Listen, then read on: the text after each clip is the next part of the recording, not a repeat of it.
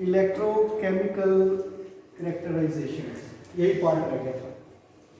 ठीक है, electrochemical characterisation, उसमें जो हम देखेंगे, पहले हम cyclic voltammetry, then impedance spectroscopy, okay, electrochemical impedance spectroscopy, and finally chronopotentiometry, chronopotentiometry. Okay, ये सारी चीज़ें, सारी टेक्निक्स जो हैं ये यूज़ होती हैं to characterise materials for electrochemical behaviour. ठीक है, कि इलेक्ट्रिसिटी या इलेक्ट्रोकेमिकल बिहेवियर जो है मटेरियल का वो क्या होता है, क्योंकि बहुत सारी इंफॉर्मेशंस जो हमने स्टार्ट में पढ़ी, सपोज कि आपने पढ़ा पीएल,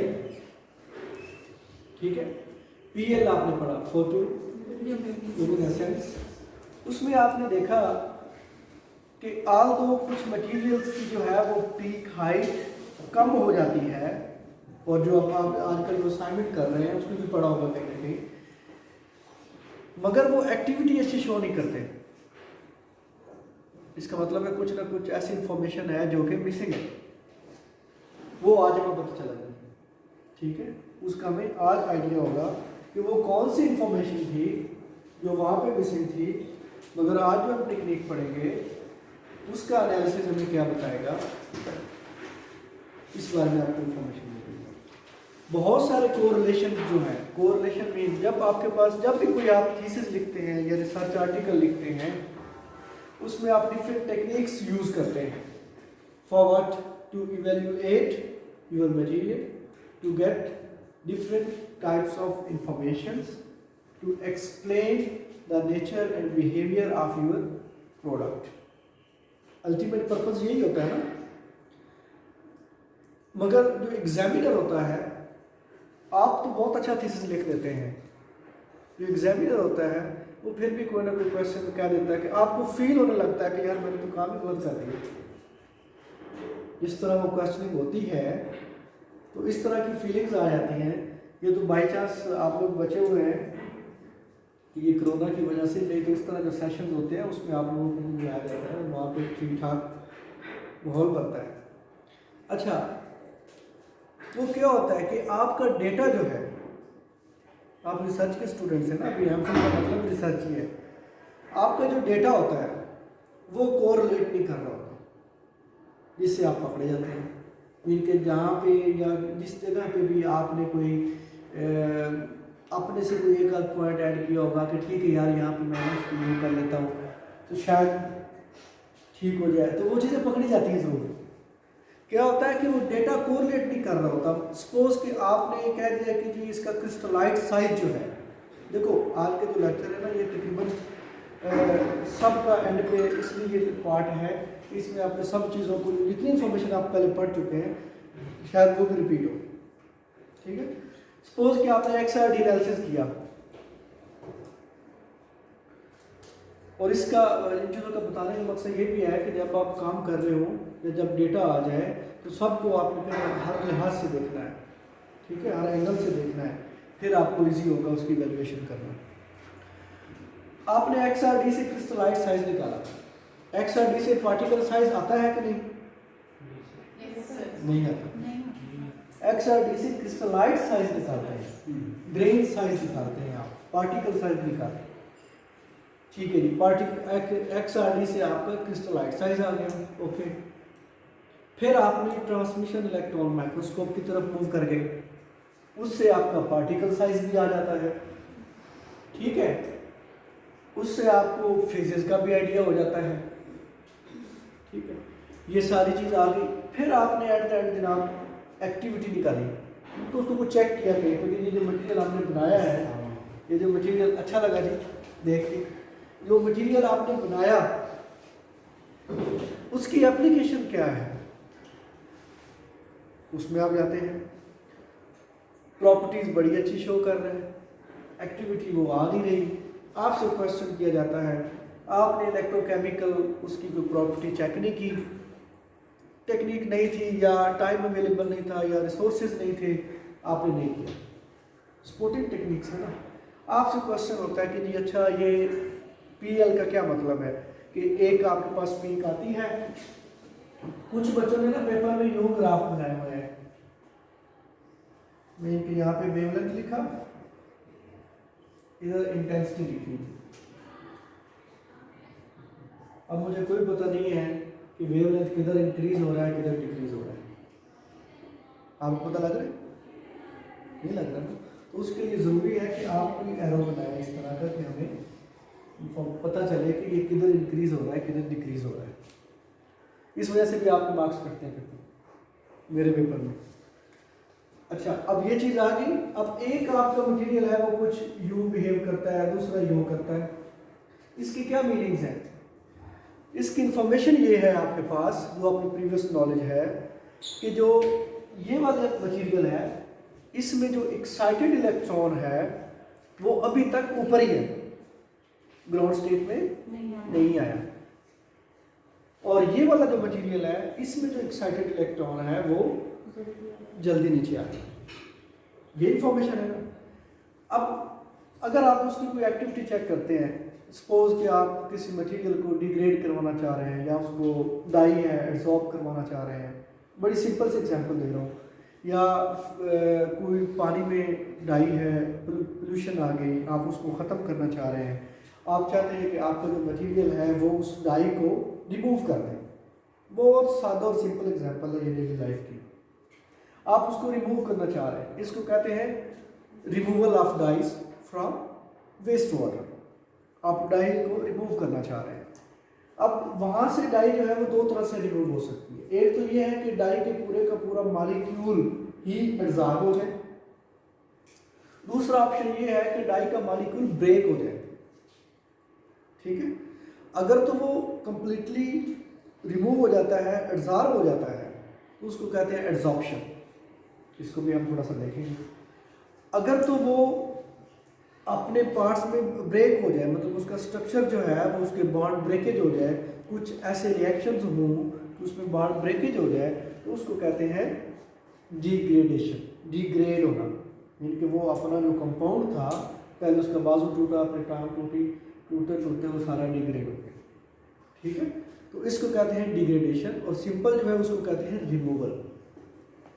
डिग्रेडेशन में क्या होता है कि आपके पास इंटरमीडिएट्स भी बनते हैं, बाई प्रोडक्ट्स भी बनती हैं, क्योंकि मॉलिक्यूल ब्रेक हुआ ना।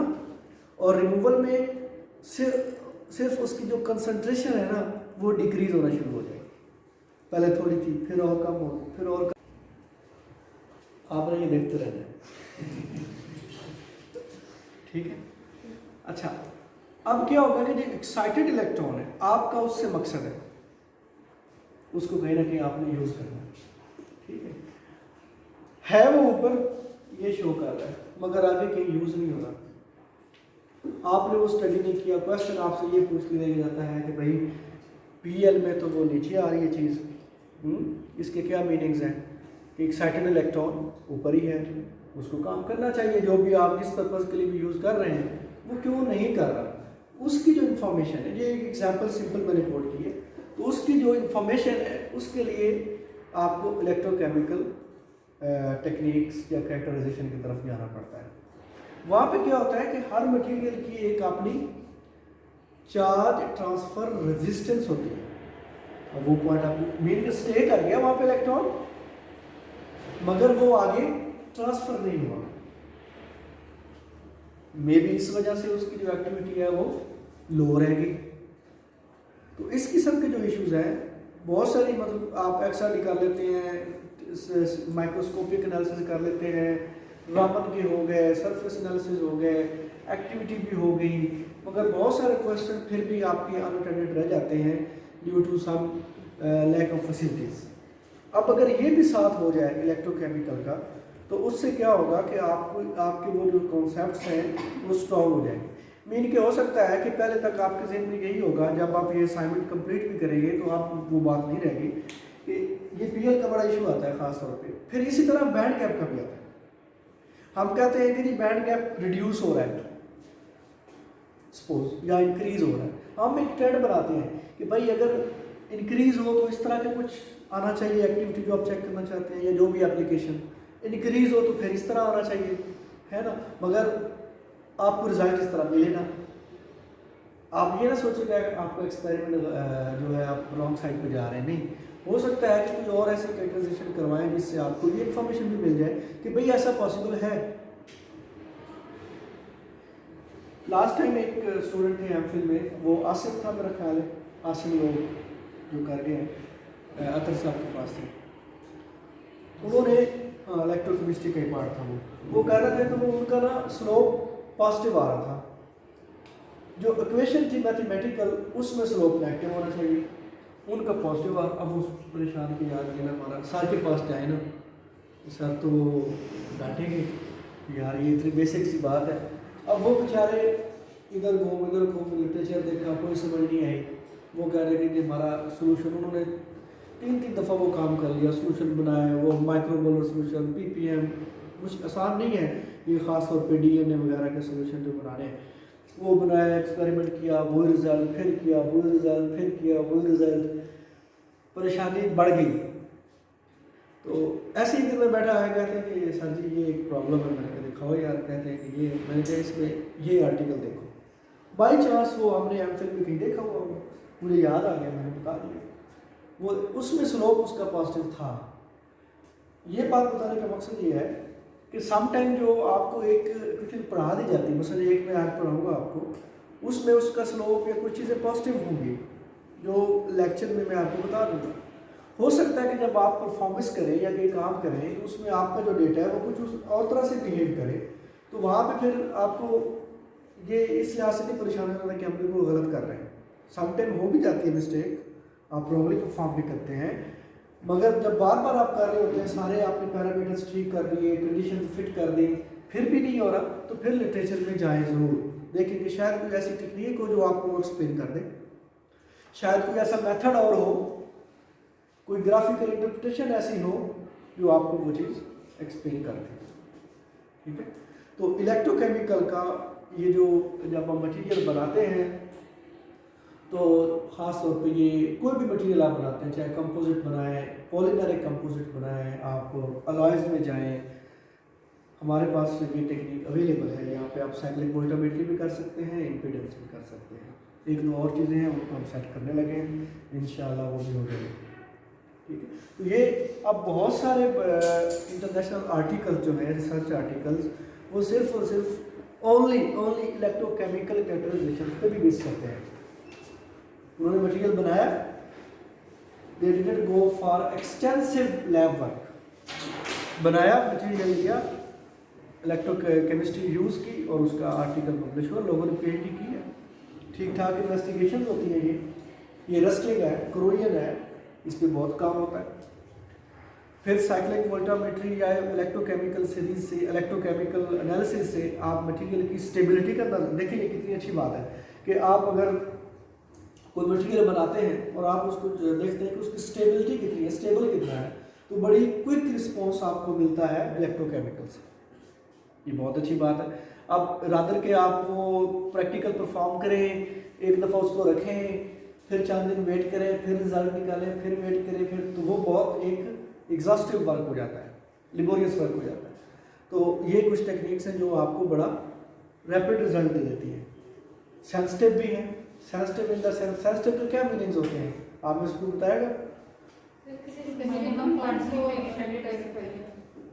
ये तो सिलेक्टिविटी हो गई,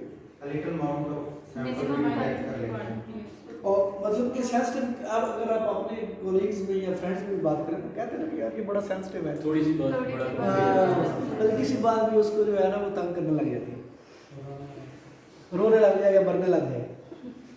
तो सेंसिटिव इंस्ट्रूमेंट में भी यही है, सेंसिटिविटी का यही मतलब है कि आप जितनी लोअर क्वांटिटी, लोअर कंसंट्रेशन पे काम करते जाएंगे तो वो उसको भी सेंसिटिव, और फिर लोअर स्मॉलर अमाउंट, दोनों चीज़ें बहुत मैटर करती हैं, खासतौर पे लैब वर्क में।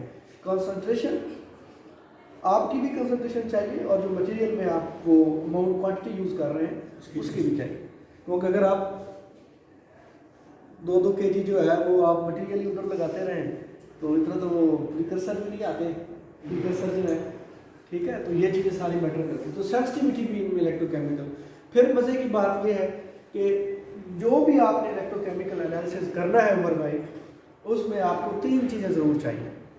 सेल बनाना है आपने सबसे पहले। सेल के लिए क्या चाहिए आपको, ये बेसिक चीज़ें, इसलिए मैं इधर नहीं लिख रहा।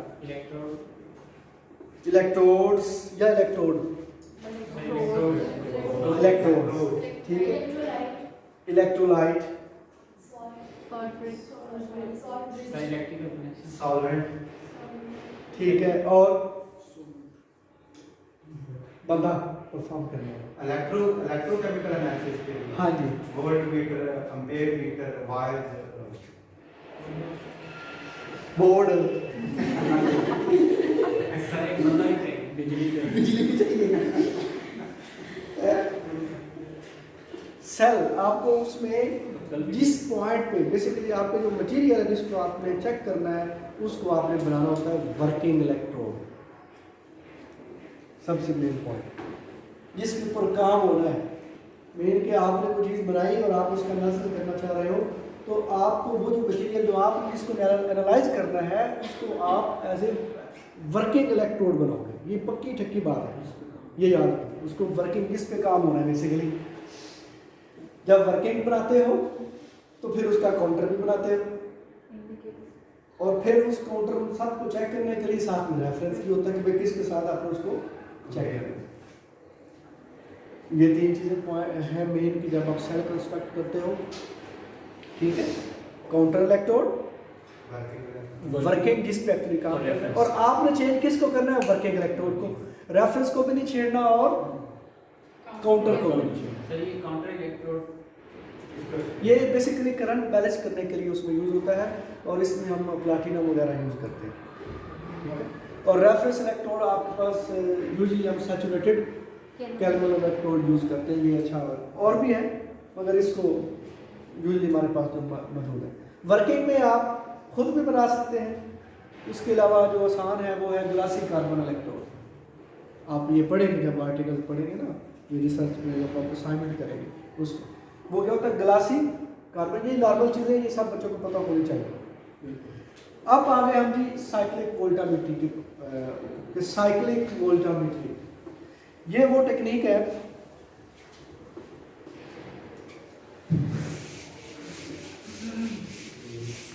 असाइनमेंट जो आप लोग कर रहे हैं, कहाँ तक पहुँचे हैं? अगर आप उस पर और काम करना चाहते हैं तो और भी करें, ये वीक भी ले लें। चलिए बहुत अच्छा किया, ठीक है। ये वीक क्या है, मुझे पता है ये वो आसान जॉब नहीं है। अगर आप ईमानदारी से करेंगे, अगर ऐसे ही करेंगे तो फिर वो पता तो लग ही जाना है जी सर, क्या फायदा होना है, ठीक है। अच्छा, साइक्लिक वोल्टामीटर देखिए भाई, सबसे पहले तो वोल्टामीटर की स्पेलिंग ही गलत लिखते हैं हम लोग,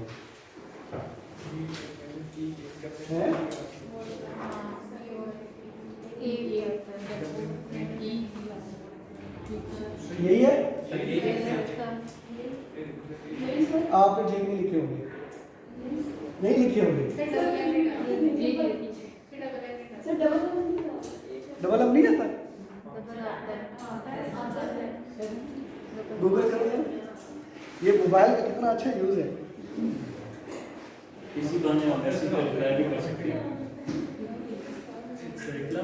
ये बेसिकली आपको उम्मीद करने के लिए होता है कि आपके पास मोबाइल नहीं है। सर डबल है, मुबारक हो। अच्छा, अब साइक्लिक वोल्टामीट्री ये एक इलेक्ट्रोकेमिकल टेक्निक है जिसमें आप इसका मेन डिफरेंस बाकियों से क्या है, हम कोई इतनी ज़्यादा डिटेल में नहीं जाएंगे, बेसिक थोड़ा सा, और फिर हमने आना नैनो मटेरियल की कैरेक्टराइजेशन की तरफ। करंट वर्सेस पोटेंशियल या वोल्टेज, ये आपका इसका ग्राफ होता है। तो हमने चूंकि पूरी इस कोर्स में ग्राफ को डिस्कस किया है, तो अब उसमें मिस्टेक की ऐसी चीज़ें नहीं होनी चाहिए, ठीक है ना। करंट वर्सेस वोल्टेज या पोटेंशियल जो आप चेंज करते हैं। अब इसकी जितनी इंस्ट्रूमेंटेशन है उसकी तरफ हमने नहीं जाना, ठीक है। हाँ, ये होता है कि इसमें वो इलेक्ट्रोलाइट कौन सा यूज़ करते हैं, वो डिफरेंट होते हैं, ठीक है। ग्लासी कार्बन के ऊपर वो आपने जो अपना मटेरियल है उसको कैसे अटैच करना है, उसके डिफरेंट मेथड्स हैं, ठीक है। आप कुछ सोच रही हैं, कुछ तो सोचा करें, कुछ तो सोचा करें। अच्छा, तो ये ग्राफ आपके पास कैसा बनेगा?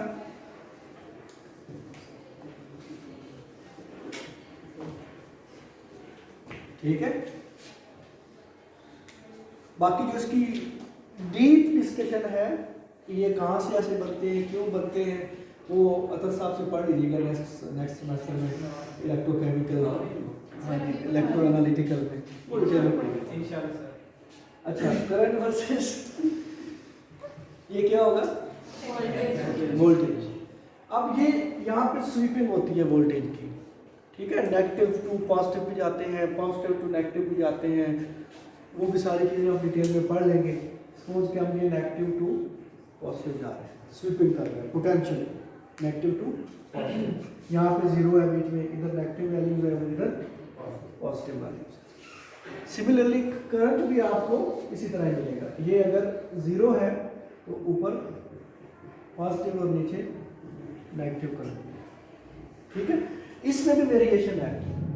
ये जब आप ग्राफ देखेंगे ना आपको आइडिया हो जाएगा। समटाइम ये पॉजिटिव नीचे लिखा होता है, नेगेटिव ऊपर लिखा होता है। ये सारी डिटेल आपको उधर सब पढ़ाएंगे इंशाल्लाह। अच्छा, करंट वर्सेस, अब ये जो बनता है हमारे पास इसका कुछ ग्राफ को कुछ इस तरह से एक सादा सा बनाते हैं भैया भी।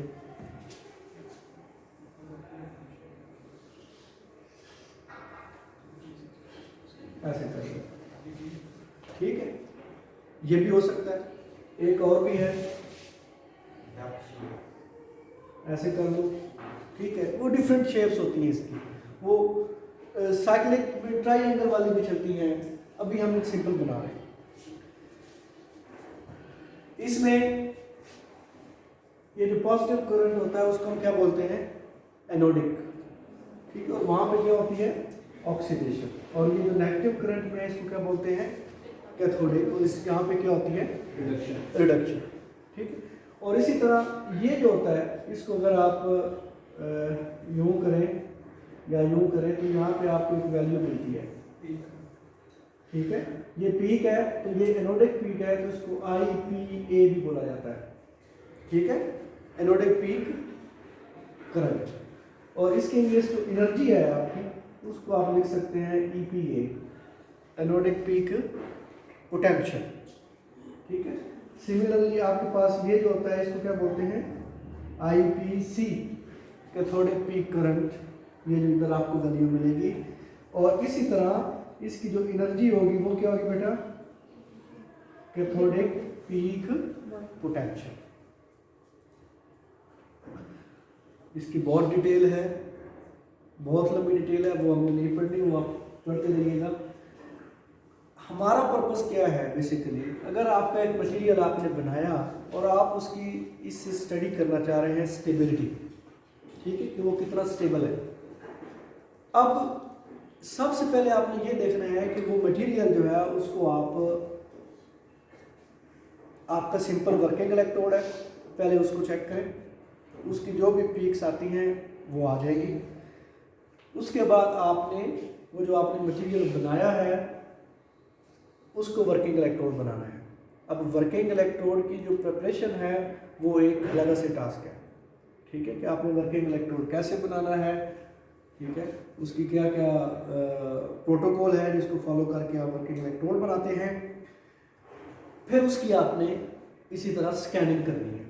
इंस्ट्रूमेंट होगा, ठीक है, कभी आपको दिखा भी देंगे, ये रशीद साहब वाली जो है ना इंस्ट्रूमेंटल लैब में, उसमें वो पड़ा हुआ है।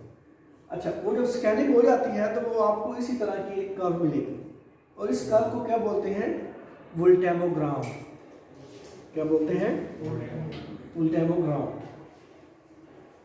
ये जब आता है, अब सपोज कि एक मटेरियल है जो आपके पास प्योर मटेरियल है, आपने अभी तक उसको मॉडिफाइड नहीं किया, प्योर मटेरियल है, उसको आप लेते हैं, उसकी स्कैनिंग करते हैं और वो आपको कुछ इस तरह की शेप देता है।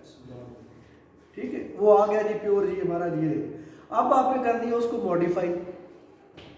मॉडिफाई करने से क्या हुआ कि हो सकता है कि वो इसके साथ साथ कोई और पीक भी दे दे, वो तो दे ही दे, साथ में कोई और पीक भी दे दे। तो उस एडिशनल पीक का क्या मीनिंग्स होंगे? मेन कि मटेरियल कहीं ना कहीं एक्टिवेट या रिएक्ट कर रहा है, ऑक्सीडेशन या रिडक्शन हो रही है।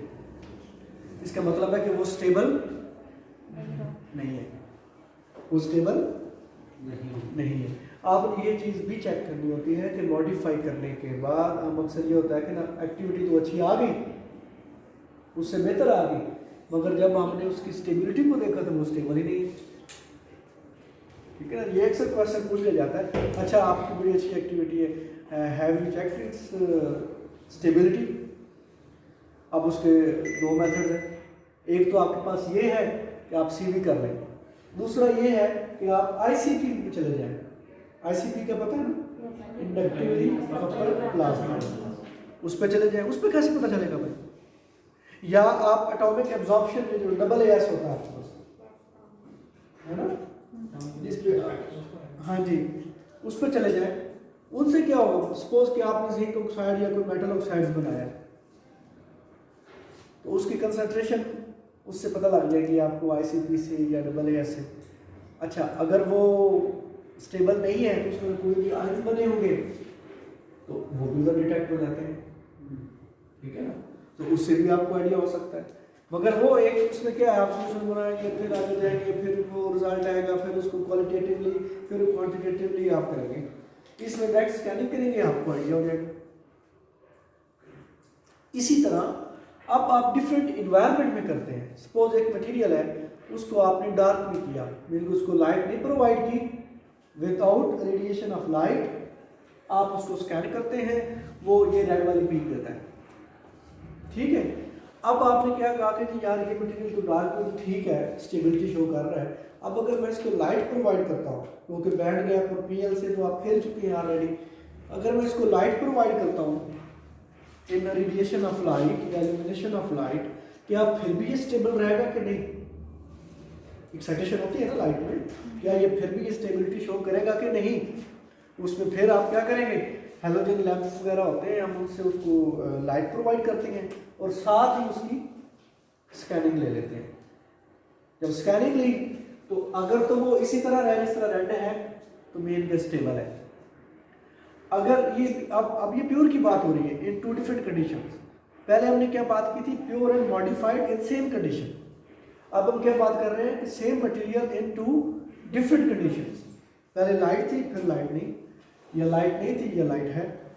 जब लाइट आप उसको एक्सपोज करवाते हैं under the exposure of light, फिर क्या होता है, अगर वो कुछ इस तरह की पीक या कोई और एडिशनल पीक दे दे तो समझो कि वो स्टेबल नहीं है। अब एक्टिविटी अच्छी है, स्टेबल नहीं है, प्रॉब्लम है। अब इस स्टेबिलिटी को प्रॉब्लम को आप कैसे सॉल्व कर सकते हैं, वो भी फिर यही है कि उसकी मॉडिफिकेशन करें। ठीक है, या कोई और ऐसा मटेरियल उसमें उसकी डोपिंग करें या कंपोजिट बनाएं जिससे वो आपको ऐसा मटेरियल मिले कि जो साइक्लिक वोल्टामेट्री से आपको उसकी स्टेबिलिटी। तो सबसे जो बेहतरीन बेनिफिट है सेवी का वो यही है कि आप साइक्लिक वोल्टामेट्री से स्टेबिलिटी को बड़ा फौरन चेक कर सकते हैं। सर ये जो पीक्स आएंगे, सर इससे हमें किस तरह पता चलेगा कि ये स्टेबल है? स्टेबल किस तरह, अगर तो आपने उसको दो है ना कंडीशन चेंज करते हैं आप। पहले भी मैंने क्या कहा कि आपका प्योर है और एक मॉडिफाइड है। ठीक है, अब आप इसको यूँ देखें कि पहले आप प्योर लेते हैं मटेरियल, उसको टू डिफरेंट कंडीशन प्रोवाइड करते हैं। सपोज कि आप एक को डार्क में करते हैं और दूसरे को अंडर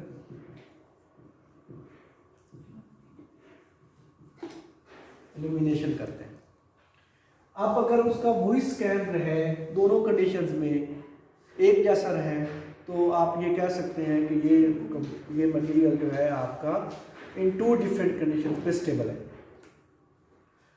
जैसा भी रिस्पॉन्स आए उसका, अगर तो उसका रिस्पॉन्स पहले यूं आ गया, ठीक है, आपने उसको कंडीशन चेंज की, फिर उसका रिस्पॉन्स क्या आया जी,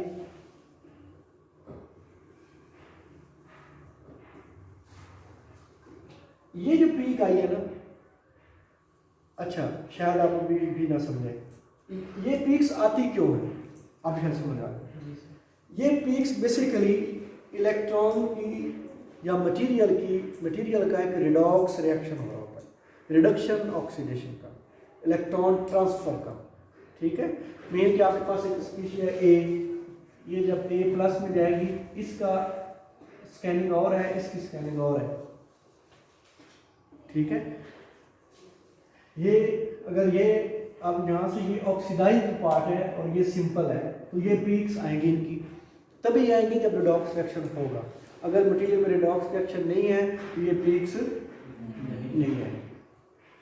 ये भी आपको अच्छा आइडिया हो जाता है कि भाई उसमें रिडॉक्स रिएक्शन हो रहा है, क्या उसमें एबिलिटी है इलेक्ट्रॉन या चार्ज ट्रांसफर करने की कि नहीं, या चेंज करने की है, ठीक है। अगर नहीं है तो वो भी आइडिया हो जाता है। अब अगर एक और पीक आ गई, सिंपल विदाउट लाइट था, जब लाइट नहीं हो सकता ये पीक आ गई, अब आपके लिए प्रॉब्लम बन गई कि यार सिंपल में तो वो ये दे रहा था, ठीक है, इसका मतलब ऑक्सीडाइज रिड्यूस हो रहा है, ये नई चीज क्या आ गई।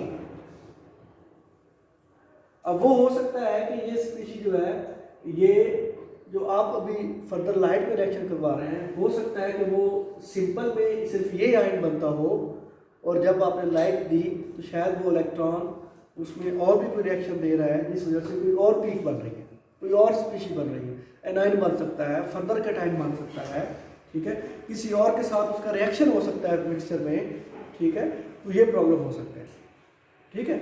दूसरा पॉइंट, एक मिनट, दूसरा मैं क्या कह रहा था कि अगर आपने प्योर बना लिया, उसकी आपने ले ली, वो आ गई आपकी कुछ यूं, ठीक है, आप एक अच्छे पर्पज के लिए कोई उसकी प्रॉपर्टीज को इनहेंस करवाने के लिए आपने उसको मॉडिफाई कर लिया था पहले ही, ठीक है ना, मॉडिफाई कर लिया।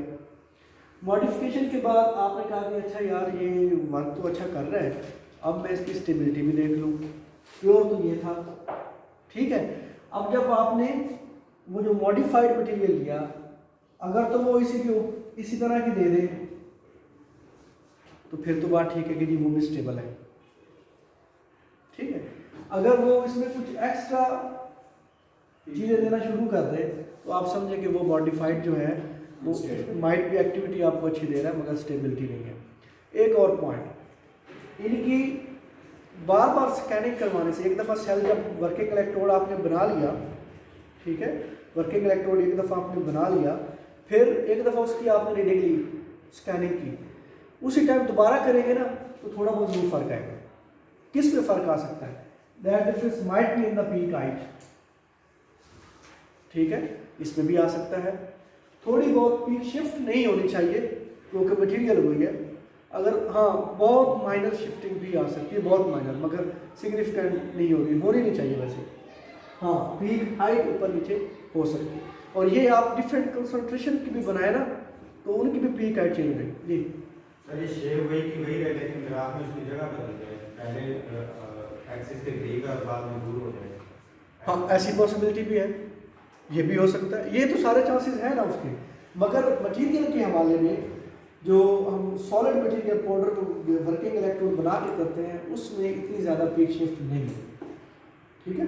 ये होती है जब आप डीएनए पे काम कर रहे होते हैं, ठीक है, डीएनए के साथ ड्रग की कोई इंटरेक्शन करवा रहे हैं, कोई ड्रग बना लिया आपने, उनमें ये चांसेस बहुत ज़्यादा होते हैं, ठीक है, क्योंकि उनमें उन्होंने आप वो कांस्टेंट निकालते हैं, वो क्या कहते हैं उसको, कैनेटिक कांस्टेंट या इस तरह के कुछ होते हैं जो आप वो निकाल रहे होते हैं, तो उनमें फैक्टर में चेंज आ जाती है इसको। मगर मटेरियल जो होते हैं इनमें इतनी ज़्यादा वेरिएशन नहीं आएगी, ठीक है, बहुत ज़्यादा पीक शिफ्ट नहीं होगी। हाँ एडिशनल एक आध पीक अगर आ जाती है तो हमारा चूँकि पर्पज़ क्या है, स्टेबिलिटी देखनी है, आपने जो मटेरियल बनाया वो स्टेबल है कि नहीं। इसके बाद है जी क्रोनोपोटेंशियोमेट्री। तो साइक्लिक का आपको इतना ही पढ़ना है, इससे ज़्यादा आपने अब अगर आपके पास मोबाइल शरीफ है ना, तो इस पे लिखें, खोले जरा इसको,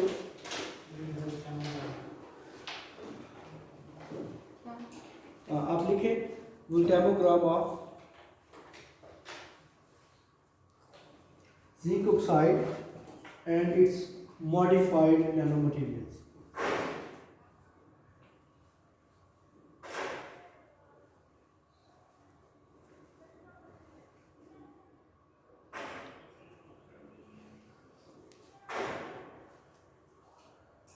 आए voltammogram of zinc oxide and its modified. आगे फिर थोड़ा देखिए, अब आपको अननोन नहीं लगेगी ये। असल मेरा मकसद ही यही है कि आप रिसर्च आर्टिकल पढ़ें, आपको वो एलियंस ना फील हो, एली फील हो।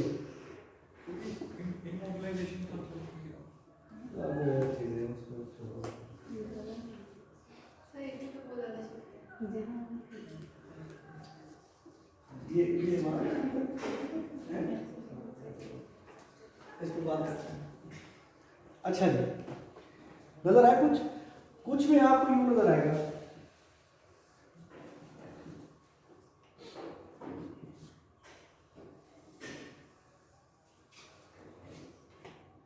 है ना। अब डिफरेंट शेप्स हैं। इसमें ये देखें कि ये मटेरियल जो है ये ऑक्सीडाइज नहीं हो रहा, ठीक है। इसको आप यूं इन मीनिंग्स में ले लें। समटाइम क्या होता है कि ये नहीं आ रहा, ये हो रहा है, समटाइम ये इस तरह भी आता है। अब ये मटेरियल जो है अगर तो इस तरह पीक शो करता है, ये देखें बिल्कुल ऐसे, ठीक है, या कुछ इस तरह से आ जाता है बिल्कुल सेम पॉइंट पे। इससे हम काइनेटिक्स फाइंड करते हैं। हम ये बताते हैं कि ये रिएक्शन रिवर्सिबल है, इरिवर्सिबल है, ऐसे भी आएगी कभी कभी पीक आपके पास। ये डिफरेंस जो है ना, ये भी हमें बहुत अच्छी इंफॉर्मेशन देता है, ठीक है। ये वाला, हाँ, इसमें ये है कि इसमें यहाँ पे हम कहते हैं ना कि पॉजिटिव करंट की तरफ ऑक्सीडेशन होगी, वो शो नहीं कर रहा मटेरियल, ठीक है, रिडक्शन शो कर रहा है, ऑक्सीडेशन शो।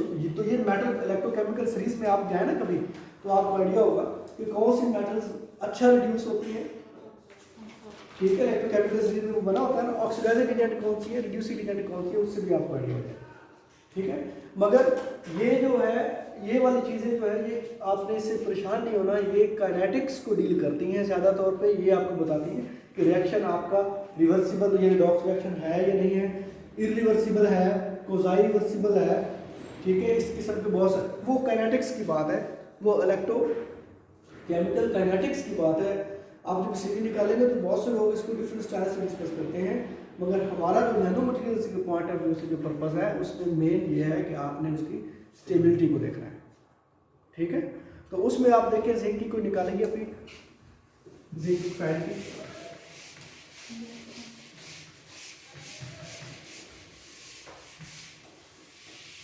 ये निकाली है, कुछ आइडिया हो रहा है, ठीक है। अब हम पढ़ेंगे क्रोनो पोटेंशियोमीटर। क्या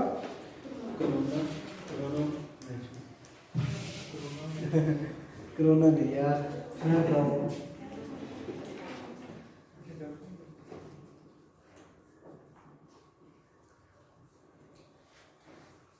ये स्पेलिंग्स का खास ख्याल रखना है। इसको सीपी भी कहते हैं। क्रोनो का क्या मतलब होता है?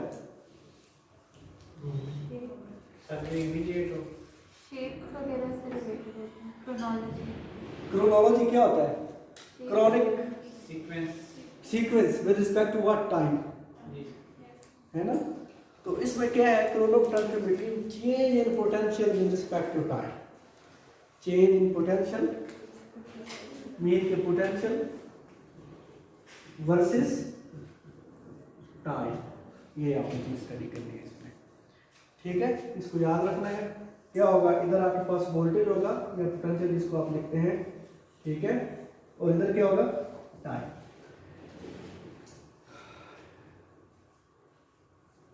अच्छा,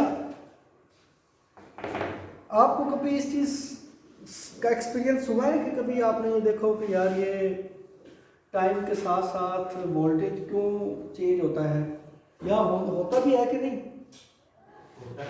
वोल्टेज चेंज होता है। कोई डेली लाइफ की एग्जांपल? तो ये रेफ्रिजरेशन हम यूज देखते हैं, रेफ्रिजरेटर पे वो और स्टेबलाइजर वगैरह उस पे भी चेंज आ रहा होता है टाइम के साथ, फ्लक्चुएट हो रहा होता है with the passage of time ही हो रहा होता है। अच्छा, और कोई चीज़ इससे आपको आइडिया क्या होता है, मतलब कोई चीज़ टाइम के साथ उसका वोल्टेज बढ़ रहा हो या कम हो रहा हो, आपको क्या आइडिया देता है वो? जरा सोचिए, बड़ी साथ आपके मोबाइल में है वो चीज़, चार्जिंग है ना, है तो वो भी चार्जिंग की बात है ना कि आप फिर देखते हैं ना, बैटरी बेसिकली बैटरी मैनेजर चीज़ कि चार्जिंग की बात है आपकी कि पोटेंशियल टाइम के साथ चेंज होता है। कुछ मटेरियल्स होते हैं जिनमें वो बड़े टाइम के साथ थोड़ा, हाँ मज़े की बात आ गई, फास्ट चार्जिंग है ना। तो अगर आपने वही चार्जर लैपटॉप के साथ कनेक्ट कर दिया तो वो इंडिकेट करेगा स्लो चार्जिंग है, ये कभी कीजिएगा लैपटॉप के साथ वही चार्जिंग के आप वो लगाएंगे ना पोर्ट, तो वो लिखेगा स्लो चार्जिंग, और वो अडॉप्टर के साथ लगा के आप बोर्ड में लगाएंगे ना तो वो लिखेगा फास्ट चार्जिंग। नहीं मैं बता दूँ टाइमिंग है ना, फास्ट एंड स्लो क्या होता है, फास्ट एंड स्लो भी करते हैं, उसको बैटरी फुल करनी है आपने तो उसमें आपको ज़्यादा टाइम चाहिए उसमें, और अगर डायरेक्ट का तो वो चार्जिंग पे लगा के यूज करें तब क्या चलेगा मोबाइल पे, स्लो चार्जिंग। शाबाश, तो ये स्लो और फास्ट का क्या मतलब है, ये बेसिकली टाइम के साथ, टाइम के साथ, ठीक है, तो ये टाइम के साथ, तो ऐसी वोल्टेज में change with respect to time उसको हम कहते हैं, वो जो फिनोमिनन होता है उसको कहते हैं क्रोनो पोटेंशियोमीटर। ये अब इतनी हंसी वाली बात नहीं है, ये बोलेगी नहीं अब क्रोनो पोटेंशियोमीटर। जी सर, ये आखिरी की बात है खास वो क्या किया आपने, चार्जिंग पे लगा के हम यूज़ करते हैं। हाँ तो फिर एक वो धमाका भी होगा, वो अक्सर वो फेसबुक न्यूज़ में पे आ जाता है। फेक भेजते हैं वो, इस तरह एक बेबी थी वो फोन करती रही रात मर के सुबह,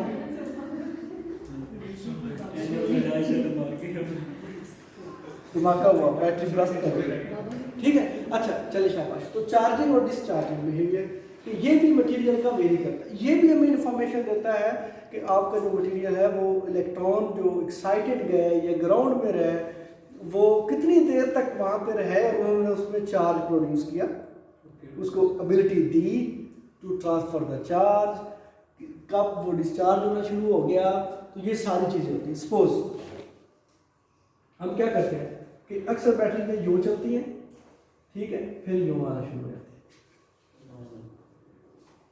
ठीक है, ये चार्ज हो रही है, यहाँ तक वो चार्ज हो गई, इतना टाइम लेती है वो चीज़ें चार्ज होने में, फिर ऐसा ऐसा रिडक्शन आ गई।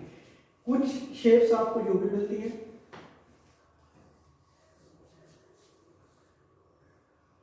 अब यहाँ से आपने बहुत सारी इंफॉर्मेशन ले सकते हैं, मसलन कि देखिए कि ये चार्ज होने में कितना टाइम ले रहा है, नीचे से टाइम होगा, इधर पोटेंशियल होगा, आपको आइडिया हो जाएगा, ठीक है ना। फिर कि ये जब डिस्चार्ज होता है तो फिर कितना टाइम, मतलब ये यहाँ से लेके यहाँ तक कितने टाइम में वो, तो इस चीज़ को बढ़ाना होता है हमें मटेरियल के केस में। अगर बैटरीज भी आप बना रहे हैं तो उन केस में आपने ये देखना है कि ये चार्ज डिस्चार्ज का जो प्रोसेस है इसको चार्ज डिस्चार्ज कर भी बोलते हैं, चार्ज डिस्चार्ज ये भी बोलते हैं। अब आपने एक मटेरियल बनाया जी, ठीक है, उसको लाइट मिलती है या इलेक्ट्रिसिटी मिलती है बेटा, वो चार्ज हो गया, फिर आपने आगे उससे वर्किंग लेनी है, तो ये वहाँ पे बड़ी फ्रूटफुल इन्फॉर्मेशन है जब खास तौर पे आप ऐसे नैनो मटेरियल बनाते हैं जो डाइसेंसिटाइज सोलर सेल में यूज होते हैं, ठीक है। सोलर सेल की किसी ने बात की थी इधर, सोलर प्लेट्स की किसने की थी, अभी की बात की थी, घर लगी हुई होगी ना इसकी कुछ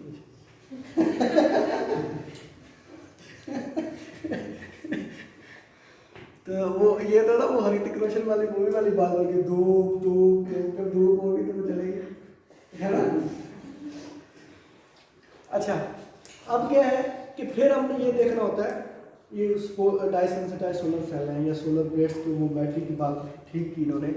फिर इसी तरह आप ये फोटोग्राफ से जिस पर मैं काम करता हूँ उनमें हमें मटेरियल को चाहिए कि वो कितनी देर तक चार्ज को रिटेन रख सकता है, ठीक है, या फिर वो जब चार्ज ट्रांसफ़र करेगा तो कितना फास्टली चार्ज ट्रांसफ़र करेगा, ठीक है। ये काम से हमें आइडिया हो जाता है। अब हमने इसका लाइट और विदाउट लाइट में रिस्पांस वेरी करता है। क्यों वेरी करता है? आपने काफी सोच लिया, मैंने इसलिए पूछा, मैंने क्या आपके साथ इसमें आपने बताया कि ये जो है ना वोल्टेज में चेंज आएगा टाइम के साथ साथ। सर लाइट और डार्क की बात। मैंने ये बात की बेटा कि जब मटेरियल को लाइट मिलती है तो उसका ये चार्जिंग डिस्चार्जिंग बिहेवियर चेंज क्यों हो जाता है? होना भी चाहिए कि नहीं? सर होना चाहिए, ये क्वेश्चन था, होना चाहिए। जी सर। अच्छा, क्यों जी? सर जैसे सोलर प्लेट्स होती है वो लाइट में चार्ज करती है। उन्होंने कहा मैं उनसे पहले पूछने तो अगर गलती हुई ना तो फिर आप आगे आए। फिर मैं सुबह ना कहूँ। चलो सर अगर लाइट पड़ेगी तो वो एक्साइटेशन ज़्यादा होगी, तो फिर डी एक्साइटेशन कम होगी एज कम्पेयर टू जब लाइट नहीं पड़ रही। सही कह रहे हैं। रिजवान नाम है ना आपका? अब्दुल्ला बाबर जुनैद, हाँ जुनैद तो हमारा सीनियर था। अच्छा, वो कहते था जुनैद बेचारे की बारी आई, कोरोना ने हमला कर दिया। चलो नेक्स्ट सेमेस्टर में देखते हैं इंशाल्लाह, है तो वो भी ऑनलाइन है, डाउनलाइन है। अच्छा चलें, तो अब क्या होता है कि लाइट में भी रिस्पॉन्स चेंज होता है क्योंकि एक्साइटेशन चेंज हुई, इलेक्ट्रॉन ने अपना काम करना है, चार्जिंग डिस्चार्जिंग में उसने अपना रोल अदा करना है, पे करना है। अब इसी तरह हम क्या करते हैं कि हमने एक मटेरियल बनाया, यहाँ पे क्या लिखूंगा? वोल्टेज, यहाँ पे time in seconds minutes hours, वो आप लिख सकते हैं। तो ये जो कैपेसिटर्स बनते हैं, सुपर कैपेसिटर्स या कैपेसिटर्स बनते हैं या बैटरीज के लिए जो मटेरियल बनता है उनमें उनके लिए ये टेक्निक बहुत इंपॉर्टेंट है। नैनो मटेरियल जब उधर यूज़ करते हैं वहाँ पे उनकी ये इन्फॉर्मेशन देना बहुत ज़रूरी होती है, ठीक है। और ये केमिस्ट बहुत कम यूज़ करते हैं, फिजिक्स ज़्यादा इसको अप्रिशिएट करते हैं क्योंकि उनको वो उसमें जा रहे होते हैं, सॉलिड स्टेट में मटेरियल आता है तो उसको सारी चीज़ें चेक करने। मगर केमिस्ट में जो बंदा ये नैनो मटेरियल में आगे फिर बैटरीज में या डाई सेंसिटाइज सोलर सेल में इधर जाता है तो उनको इसका काम करना। अच्छा, एक बात ये ज़रूर रखें कि ज़रूरी नहीं है आपने अब बात करनी है, अगर आपने एक मटेरियल बना लिया है अब उसकी एप्लीकेशन के पॉइंट ऑफ व्यू को देखते हुए आपने कैरेक्टराइजेशन करवानी है। ये नहीं है, हम तो बहुत सारी पढ़ रहे हैं ना, ये नहीं है कि आपने जनाब इसको MRI में यूज़ करना है, ठीक है, और आप इसकी जनाब ये फोटो कैटालिटिक करते फिरें और जनाब इधर से आप इसकी बैटरी बनाते फिरें, ये नहीं है। आप वो उसमें उस रिस्ट्रिक्शन में रहते हुए आप उसको देखें। अब देखें MRI में जो अभी तक आपने चीज़ नहीं पढ़ी वो होती है उसकी मैग्नेटिक प्रॉपर्टीज चेक करना, वो बहुत इंपॉर्टेंट है। अब आप काम MRI का कर रहे हैं और वहाँ पे आप मैग्नेटिक की बात ही ना करें तो वो फिर जो है ना वो ठीक नहीं रहती चीज़, मतलब वो रिजेक्ट हो जाती है ना स्ट्रेट फॉरवर्ड। तो ये चीज़ आपने ज़रूर देखनी है जो आप काम कर रहे हो। इस मतलब ड्रग डिलीवरी वाले हैं जो ड्रग डिलीवरी पे काम करते हैं बच्चे या उनका ज़हन उधर है, वो इसको ना करें कोई बात नहीं है, ठीक है ना। अब वो इस पे टाइम ऐसे ना वेस्ट करें। तो ये भी सिलेक्शन भी है कि आपने कौन सी कैटेगराइजेशन किस पर्पज़ के लिए है, ठीक है। अब जो dye sensitise solar cell batteries या जो हम काम करते हैं फोटो कैटालिसिस या हाइड्रोजन प्रोडक्शन एनर्जी में काम करते हैं कि जी हाइड्रोजन प्रोडक्शन के लिए, या हाँ एक और बड़ा है कि वैल्यू एडेड प्रोडक्ट्स जो आप बनाते हैं कार्बन डाइऑक्साइड को रिड्यूस करवा के उसकी रिडक्शन करवा के आप एल्डिहाइड बना लेते हैं, फॉर्मल्डिहाइड बना लेते हैं, मेथनॉल बनवा लेते हैं, उनके लिए ये चीज़ें हो रही है, ठीक है। अच्छा, अब आप मोबाइल्स पे लिखें अपने CP कर्व्स लिखें, बस सिंपल CP कर्व्स। हाँ, सर इसमें हम सिर्फ मटेरियल की चार्जिंग और डिस्चार्ज मतलब इसी चीज़ को देखते हैं। हाँ तो जो आपने है कि लाइट ट्रांसफर और लाइट रिस्पॉन्स, ये तो वो उसकी डिस्कशन थी ना कि ये ऐसा क्यों हो सकता है, चार्ज ट्रांसफर या चार्ज उसकी चार्जिंग या डिस्चार्जिंग बिहेवियर जो है उसमें चेंजिंग इन पैरामीटर्स को चेंज करने से भी आ सकती है। ये पर आइए बताओ आज से पहले ये कैसी लगती थी और आज कैसी लग रही है सोचने में, काका जी?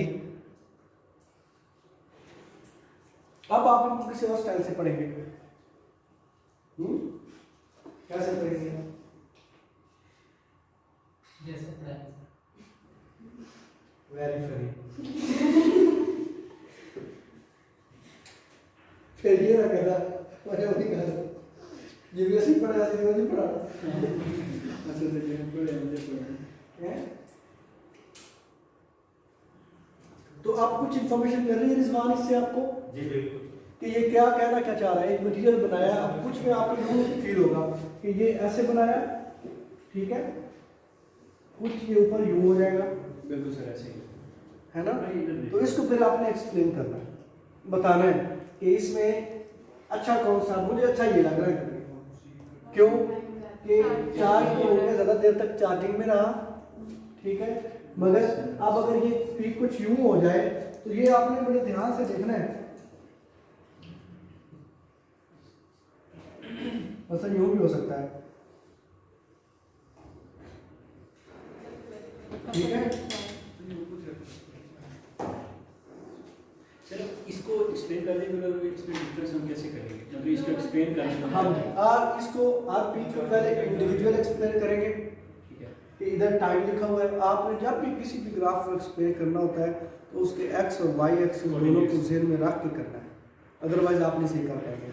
आपको ये बताना है कि इसमें टाइम के साथ क्या वेरिएशन आ रही है, इसके स्लोप देखें, मीन स्लोप क्या होता है कि ये देखें, ये यहाँ पे फास्ट है, यहाँ पे स्लो है, इनिशियली जितना स्लोप ज़्यादा होगा वो चीज़ उतनी फास्ट होगी, जितना स्लोप कम होगा उसमें चेंज स्लो होगी। अब ये चूँकि आप पोटेंशियल में चेंज देख रहे हैं और स्लोप क्या होगा, चेंज इन पोटेंशियल में चेंज इन ये स्लोप है आपका, और यही चार्जिंग है, ठीक है ना? और अगर ये नीचे आ रही हो तो ये डिस्चार्जिंग हो जाएगी। अब यहाँ पे देखें कि ये देखें स्टार्ट में टाइम जो है कितना स्लोली थोड़ा टाइम चेंज होने से पोटेंशियल ज़्यादा चेंज हो गया। दूसरे में देखें कि उसमें स्लो चेंजेस आ रही हैं, इसको हर टाइम पे आपने बताना है कि भाई with increase in time initially इसमें स्लो प्रोसेस था, फास्ट हुआ, फिर ये इसमें ये स्लोप कम होता होता फिर ये एक पॉइंट पे आके स्टेबल हो गया, ठीक है? अब ये स्टेबल नहीं हुआ, ये स्टेबल है ना, ऐसे जो मैंने बताया, ठीक है? ये स्टेबल रहा, ये स्टेबल नहीं रहा, फिर यूं ही हमने टाइम इसका बढ़ाया तो फिर एक पॉइंट आया जहाँ से ये कर्व मतलब कि उसने अपनी चार्जिंग रिड्यूस करनी, डिस्चार्ज होना शुरू कर दिया।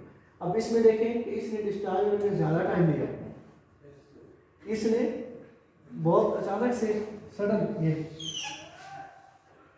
ठीक है? तो ये मटेरियल की प्रॉपर्टीज होती हैं, इस मटेरियल की इन प्रॉपर्टीज से हमें आइडिया होता है कि फिर हम देखते हैं कि इस मटेरियल को कहाँ यूज़ करना है।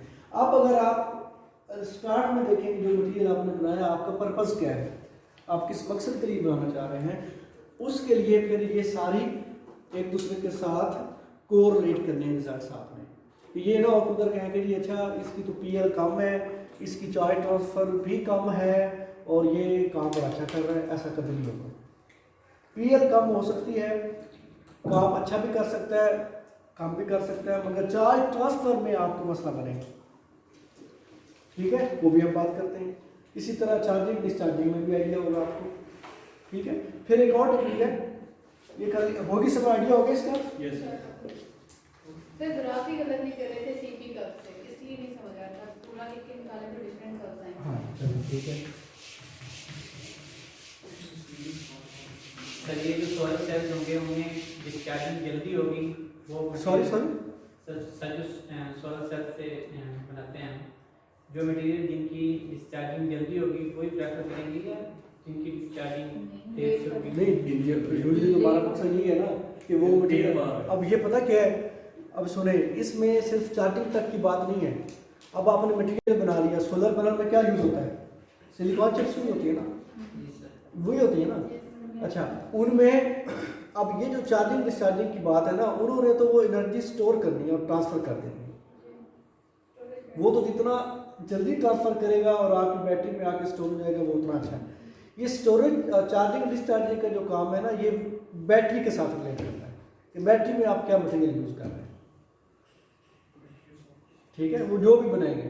अब कहीं पे वो बैटरी जैक जो भी उसके टर्मिनल यूज़ हो रहे होते हैं, मगर कहीं पे हम नैनो मटेरियल्स को जो ट्रांसपोर्ट और उसमें चार्जिंग डिस्चार्जिंग में यूज़ कर रहे होते हैं, मगर ये जो आपकी बैटरी चल रही होती है ना, इनमें अभी as such battery nano materials नहीं आए हैं, उसमें जिंक ऑक्साइड नहीं आया है ना, कॉपर और एल्यूमिनियम अभी यही चल रहे हैं, ठीक है ना, अभी वो नहीं आया।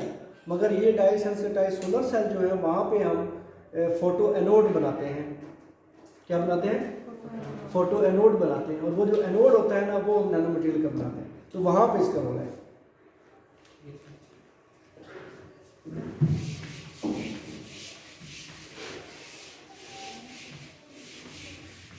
अच्छा, इसके बाद है हमारे पास इलेक्ट्रो केमिकल impedance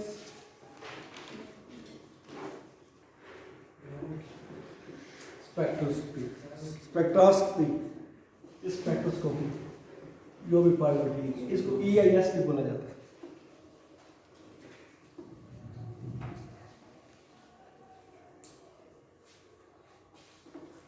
किसी के सर में दर्द हो रहा हो तो कोई बात नहीं, ये होता रहता है।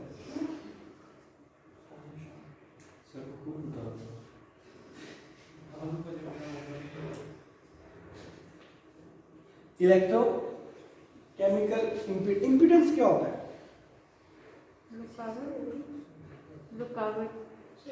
फिजिक्स की रूल से सर बताऊँ, अपनी रूह से। फिजिक्स में सर पढ़ा था इंडक्टेंस और जो कैपेसिटेंस होती है, इसका जो इफेक्ट होता है ये इनका सॉरी दोबारा आप सही चल रहे हैं दिमाग भाई, आप सही जा रहे हैं, मगर अभी total resistance of the circuit, total resistance of the circuit जो होगी वो इंपीडेंस होगी। और रेजिस्टेंस में और इम्पीडेंस में क्या फर्क है? इसका मतलब है स्लो डाउन। अपनी रूह से या रूह से? जिसकी रूह से रूह बोला या रूह बोला? चलो ठीक है, आपने मजाक बनाया, अच्छी बात है फिजिक्स का। सर जो सही पता है तो बताओ, नहीं तो ना बोलो। उसने काफी अच्छा बताया ना, तो ठीक है। अच्छा जी, इन्होंने काफी हद तक ठीक बताया कि जब आपका सर्किट बनता है, ठीक है, वो सर्किट वाला नहीं, सर्किट, ठीक है, वो जब बनता है तो उसमें आपके पास ये पॉजिटिव नेगेटिव जो भी है, ये रेजिस्टेंस शो करता है, ये सिंबल, ठीक है, ये इंडक्टेंस शो करता है, और ये कैपेसिटेंस शो करता है, ठीक है। इसको C से कैपिटल और ये R, इन्होंने बड़ा अच्छा बताया, वेरी गुड, फिजिक्स की रूल से। तो इन अब रेजिस्टेंस क्या होती है? ये बेसिकली फ्रिक्शन, रेजिस्टेंस में आप फ्रिक्शन लेते हैं towards the flow of electricity, electron basically, ठीक है। इंडक्टेंस क्या होती है? ये बेसिकली अपोजिशन होती है towards the change in voltage, opposition towards the change in, नहीं, opposition towards the change in current. और इसके लिए जो है ना, आपने मैग्नेटिक फील्ड लेना होता है। इंडक्टेंस के लिए क्या होता है? मैग्नेटिक फील्ड के साथ डील करते हैं।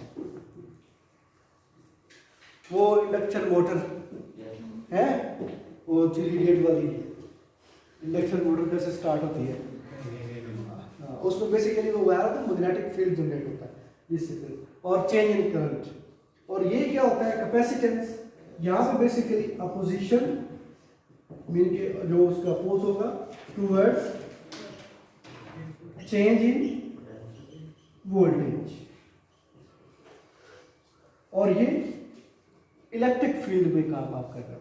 तो ये सी के बारे में जी जी, कैपेसिटेंस।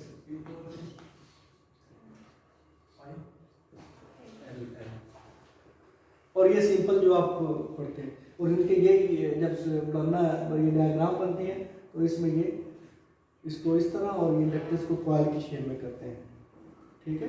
और आपको पता है कि इसमें करंट क्यों लिखा मैग्नेटिक फील्ड में, क्योंकि चेंज इन मैग्नेटिक फील्ड आपको क्या देता है, करंट देता है अपोजिट में, तो इसलिए आपने याद रखना है, ठीक है, मिस्टेक नहीं होनी चाहिए। और ये कैपेसिटेंस है, और कैपेसिटेंस का क्या मतलब होता है, बेसिकली ये चार्ज स्टोर करने के लिए यूज होता है। और कैपेसिटेंस क्या करता है, बेसिकली ये पॉजिटिव और नेगेटिव को एक दूसरे के साथ जुड़ने से रोकता है। वो रेजिस्टेंस जो पॉजिटिव मीन के होल और इलेक्ट्रॉन को सेपरेट रखे, उसको क्या कहते हैं, कैपेसिटिव, और कैपेसिटिव रेजिस्टेंस भी बोलते हैं उसे, ठीक है। इन तीनों का जो कॉम्बिनेशन होता है वो क्या होता है, इम्पीडेंस, और इसको Z से शो करते हैं, इम्पीडेंस। और उस वक्त जब AC करंट चल रहा हो, DC में नहीं, अल्टरनेटिंग करंट हो तब, DC में नहीं। अब ये ना पूछना कि DC इन्वर्टर और उधर किधर चले गए, वो भी बात नहीं करनी, वो भी गर्मी आएगी तो बात करेंगे। हाँ, अभी हीटर्स की बात, हीटर। तो ये क्या है, इम्पीडेंस।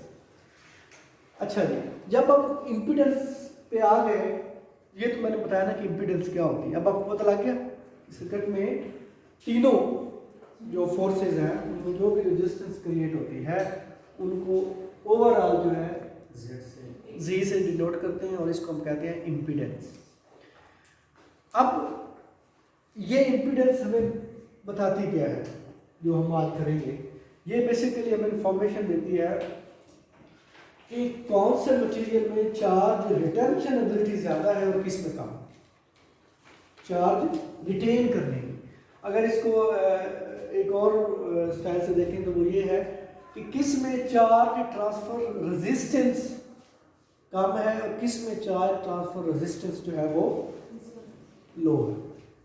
अब देखें, अब ये वो पॉइंट है बेसिकली कि जो हमने पहले बात की थी कि PL की वैल्यू कम आ रही है मगर इलेक्ट्रॉन आगे ट्रांसफर नहीं हो रहा था, उसका हमें आइडिया कहाँ से होगा, इम्पीडेंस, ठीक है, कि भाई वो वाकई हो रहा है या नहीं हो रहा। अब जो भी इम्पीडेंस होता है इसको Z से डिनोट करते हैं। ये एक कॉम्प्लेक्स नंबर होता है। क्या होता है, कॉम्प्लेक्स नंबर। कॉम्प्लेक्स नंबर क्या होता है,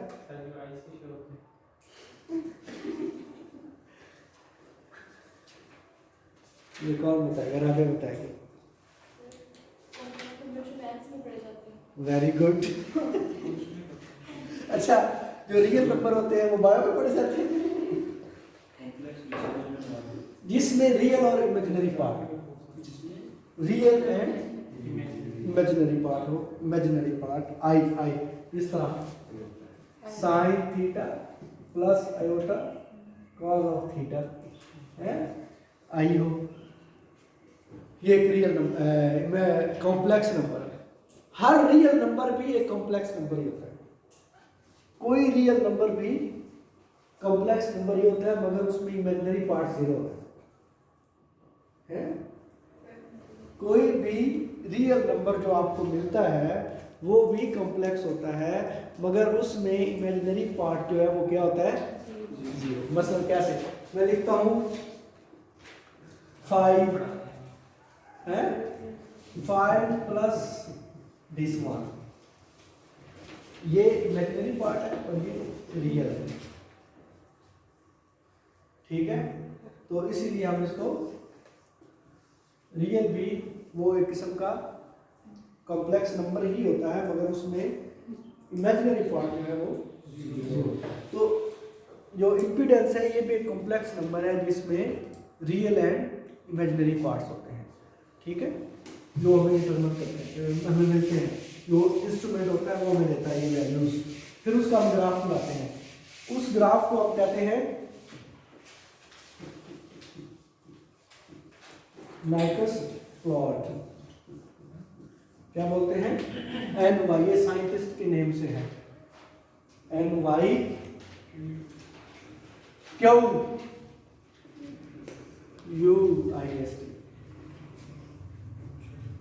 अब इसमें क्या होता है, जो रियल पार्ट होता है ना उसको हम एक्स एक्सिस पे रखते हैं, RE real, Z impedance. Mean के इम्पीडेंस का जो रियल पार्ट है वो हम मीन के नंबर वाला रियल पार्ट जो है वो इधर रखते हैं, और इमेजिनरी पार्ट जो है वो हम Y एक्सिस पे रखते हैं। ये जो हमें प्लॉट मिलता है 5 मरले का या 10 मरले का, इससे हमें इंफॉर्मेशन मिलती है कि इधर material has the ability to retain charge और टू ट्रांसफर द चार्ज। ठीक है। अच्छा, इसको कुछ बुक्स में यूं भी लिखा होता है, यहाँ लिख देता हूँ, रियल Z भी लिखा होता है, रियल I भी लिखा होता है कुछ बुक्स पे, चलो नहीं Z लिख सकता है, रियल Z, ठीक है, और इमेजिनरी पूरा भी लिख लेते हैं, कभी ये भी लिख लेते हैं, ठीक है। रियल को सिंगल स्लैश से भी लिखा होता है और इमेजिनरी को डबल से भी लिखते हैं, ठीक है। कुछ बुक्स पे इस तरह में लिखा हुआ मिलेगा, कुछ पे यूं भी मिलेगा आपको।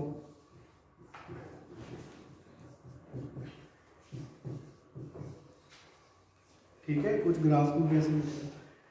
और दूसरी बात कि इमेजिनरी पार्ट जो होता है इसकी वैल्यूज हमेशा आपको नेगेटिव मिलती है, इसलिए इसके साथ नेगेटिव भी लिखा होता है इमेजिनरी के साथ, ठीक है। और इसका जो ग्राफ बनता है ना वो बड़ा शानदार बनता है।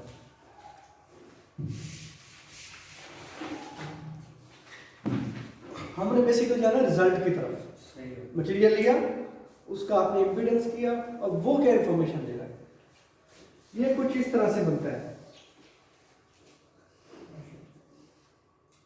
ठीक है। इसको क्या बोलते हैं, सर्कल, सेमी सर्कल। यार क्लैपिंग, फिर क्या कर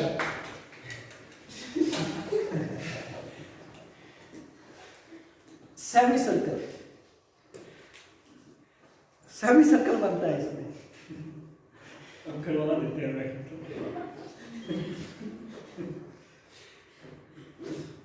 और ये लीनियर पार्ट होता है, ठीक है।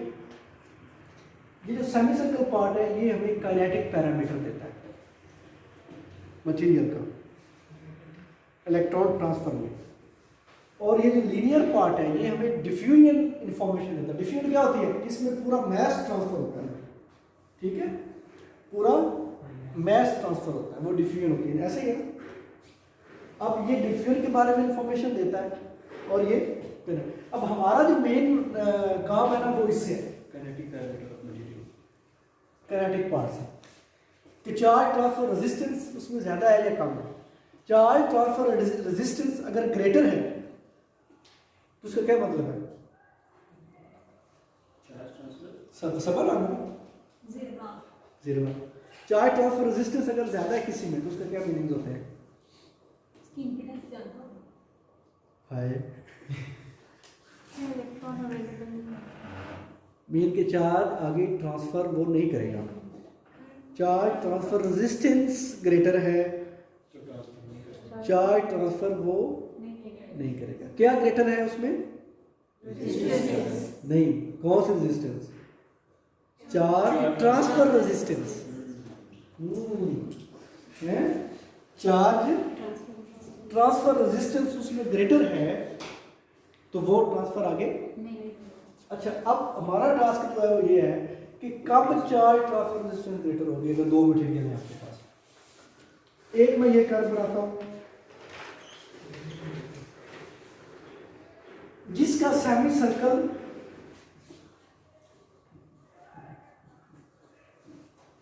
का डायमीटर थोड़ा होगा, ठीक है।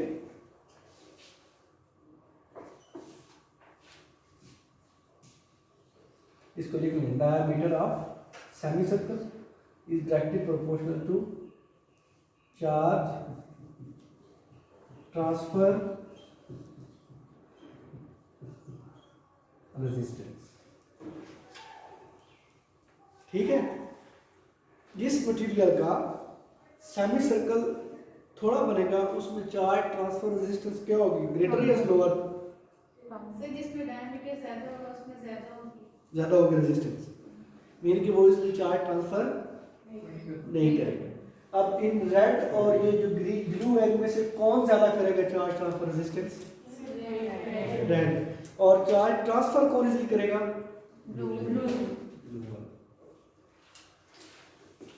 तो इस टेक्निक से हमें ये इंफॉर्मेशन मिल जाती है। वहां पे हमने क्या देखा था पीएल में, अब उधर आ जाएंगे जरा एक दफा फिर से, यूं बनाया था ना। अब इसकी कम है इंटेंसिटी, इमिशन कम है, मीन के इलेक्ट्रॉन ऊपर है मगर एक्टिविटी अच्छी नहीं है, तो उसकी रीजन क्या हो सकती है कि माइंड क्या पता ये चार्ज ऊपर तो गया है, ऊपर कहीं स्टिक हो गया ऑक्सीजन वैकेंसी में या वहां पे ट्रांसफर नहीं हुआ। अब उसको वेरीफाई करने के लिए कि वाकई ये हमारा कंसेप्ट ठीक है या नहीं, फिर हमें ये EIS नाइट्रस्ट प्लॉट की तरफ जाना पड़ता है, वो मैं बता, फिर यहाँ पे इंफॉर्मेशन मिल जाएगी हमें, ठीक है, कि वाकई वो चार्ज ट्रांसफर कर रहा था कि नहीं कर रहा था। तो कितनी अहमियत है इलेक्ट्रोकेमिकल की। तो फिजिकल केमिस्ट्री में क्वांटम से भी ज्यादा, क्वांटम तो सबकी जान है ना, ऑर्गेनिक भी हो इनऑर्गेनिक भी हो, वो तो हमें इस तरह वो बड़ी सुनी नहीं जाती ना हमारे यहाँ। ये अब मुझे ठीक ठाक एडिट करने पड़ेंगे सारे, है ना, मिलाना पड़ेगा। अच्छा, चार्ज ट्रांसफर रेजिस्टेंस, तो इससे आपको ये आइडिया हो जाता है कि चार्ज, अब ये आपने याद रखना, जितना सेमी सर्कल ज्यादा होगा उतने चार्ज ट्रांसफर रेजिस्टेंस, रेजिस्टेंस नहीं चार्ज रेजिस्टेंस, सिंपल बोलेंगे ना तो आप प्रॉब्लम में आ जाएंगे कि चार्ज ट्रांसफर करने की एबिलिटी कम हो जाएगी। चार्ज ट्रांसफर रेजिस्टेंस की सेमी सर्कल ग्रेटर मीनिंग की उसकी, अब आप मोबाइल शरीफ पे लिखें आपने नाइट्रस्ट प्लॉट, ये तो मैंने बड़ा सादा बनाया था, आपको कुछ इस तरह से भी मिलेगा, सिंपल ये सर्कल मिलेगा, ठीक है, समटाइम आपको ऐसे भी मिलेंगे जी। ये क्या है, मेरा तो सेम है, मेरा फ्लूटर है। नहीं, नैनो मटेरियल पे लिखे ना, आप वो पढ़ रहे हैं, फ्लूटर है ये आगे नैनो मटेरियल पे लिखे ना, मेरा सेम है, मैंने कहा मेरा फ्लूटर है। नैनो मटेरियल्स भी लिखे आगे। सेमी सर्कल किसी को भी नाश पर हाँ हाँ बता रहा हूँ ना, कुछ में सेमी सर्कल आता है, डिफ्यूजन का पार्ट आता ही नहीं है, मेन ग्रुप में डिफ्यूजन हो ही नहीं रही, यस सर। ठीक है, और कुछ में ये दोनों चीजें आती हैं, कुछ में कोई कम आती है कुछ ज्यादा आती है, ठीक है ना, आ रहा है सर्कल। तो ये आपको एक बड़ी अच्छी इंफॉर्मेशन देते हैं। आप हंस रही हैं सर वो पहले तो आया था इस वजह से, क्या? पहले वो दूसरा जीन्स आया था इस वो एप्पल आ गया था मेरा क्या है? तो ये वो जो ग्राफ बना हुआ है ना, वो जो एप्पल वाला ग्राफ है, वो बेसिकली मैथमेटिकली उन्होंने ड्राइव किया हुआ है कि जो साइन थीटा का और लाइन थीटा का ग्राफ बनता है उसको उन्होंने इमेजिनरी रियल पार्ट लेके बनाया, तो वो बना, ठीक है। हाँ जी, हैप्पी सर कोई 5 मिनट लगे तो देखकर मोबाइल भी नहीं, मैं नहीं, मैंने फैमिली शिफ्ट कर ली अब ये भी खत्म, अब 6 बजे तक चलेगी क्लास।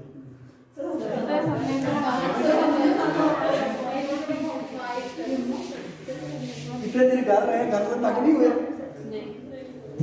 आप नहीं हुए तक, चलो फिर नहीं पता चलता।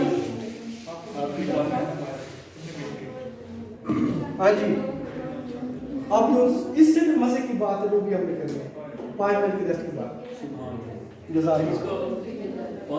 जज़ाकल्लाह, पॉज कर देते हैं इसको। अब हमारे पास है जी staircase potentio electrochemical impedance spectroscopy, इसको कहते हैं SPEIS। स्पेयर नहीं भाई, स्पेयर की कहते हैं स्टेयरकेस। स्टेयर क्या होता है? सीढ़ियाँ।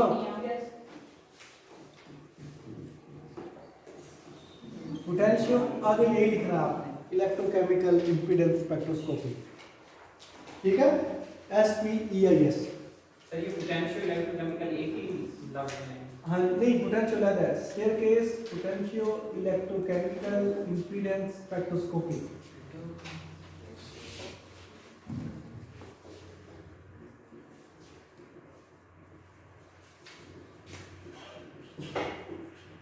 लो जी, गुण आराम है? जी सर, बस 2 मिनट है। टाइम बहुत है अभी, गुण यार तंग ना कर, तो यार तंग ना कर।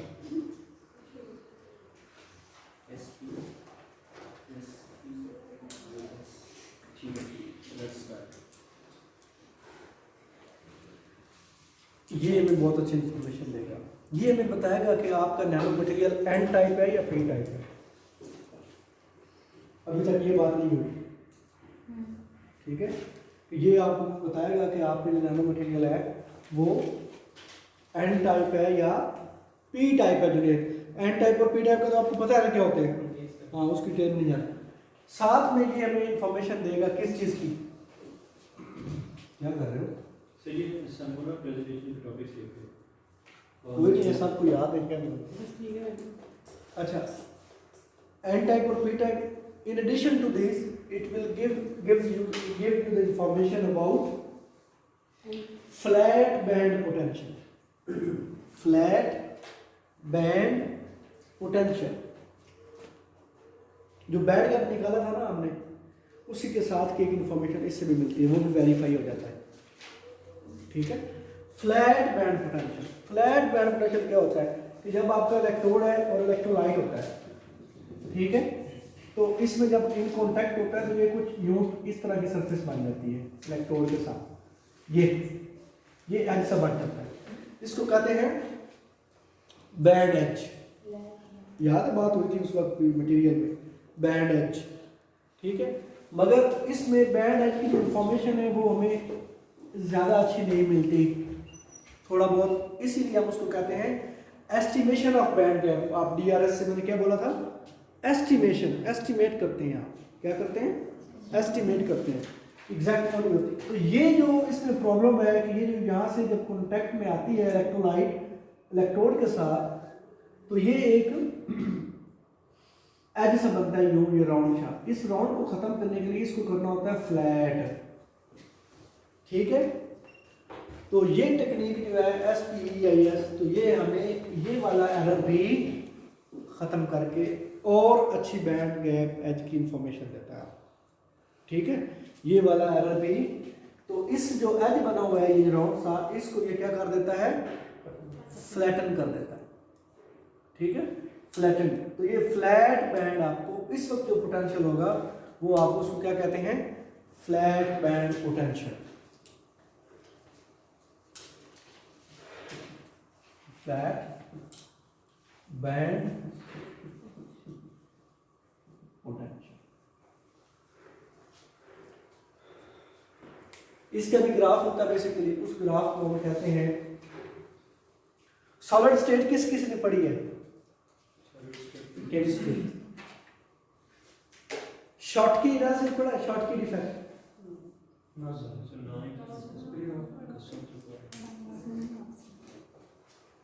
तो वो हम कहते हैं शॉर्ट की मॉड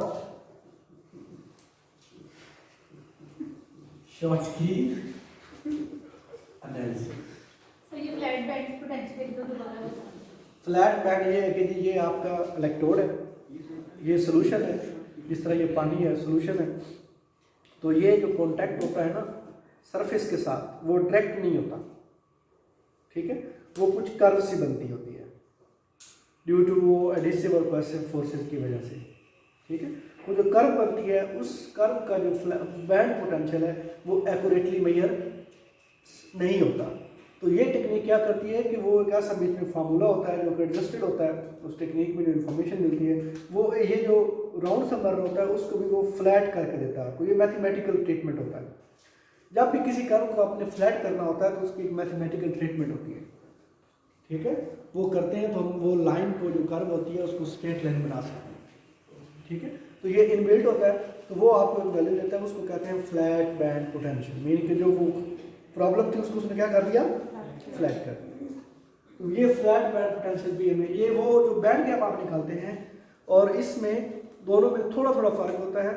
तो अगर ये दोनों चीज़ें साथ में हो जाए तो ये बहुत अच्छी इन्फॉर्मेशन और एक्यूरेट इन्फॉर्मेशन हो जाती है, ठीक है।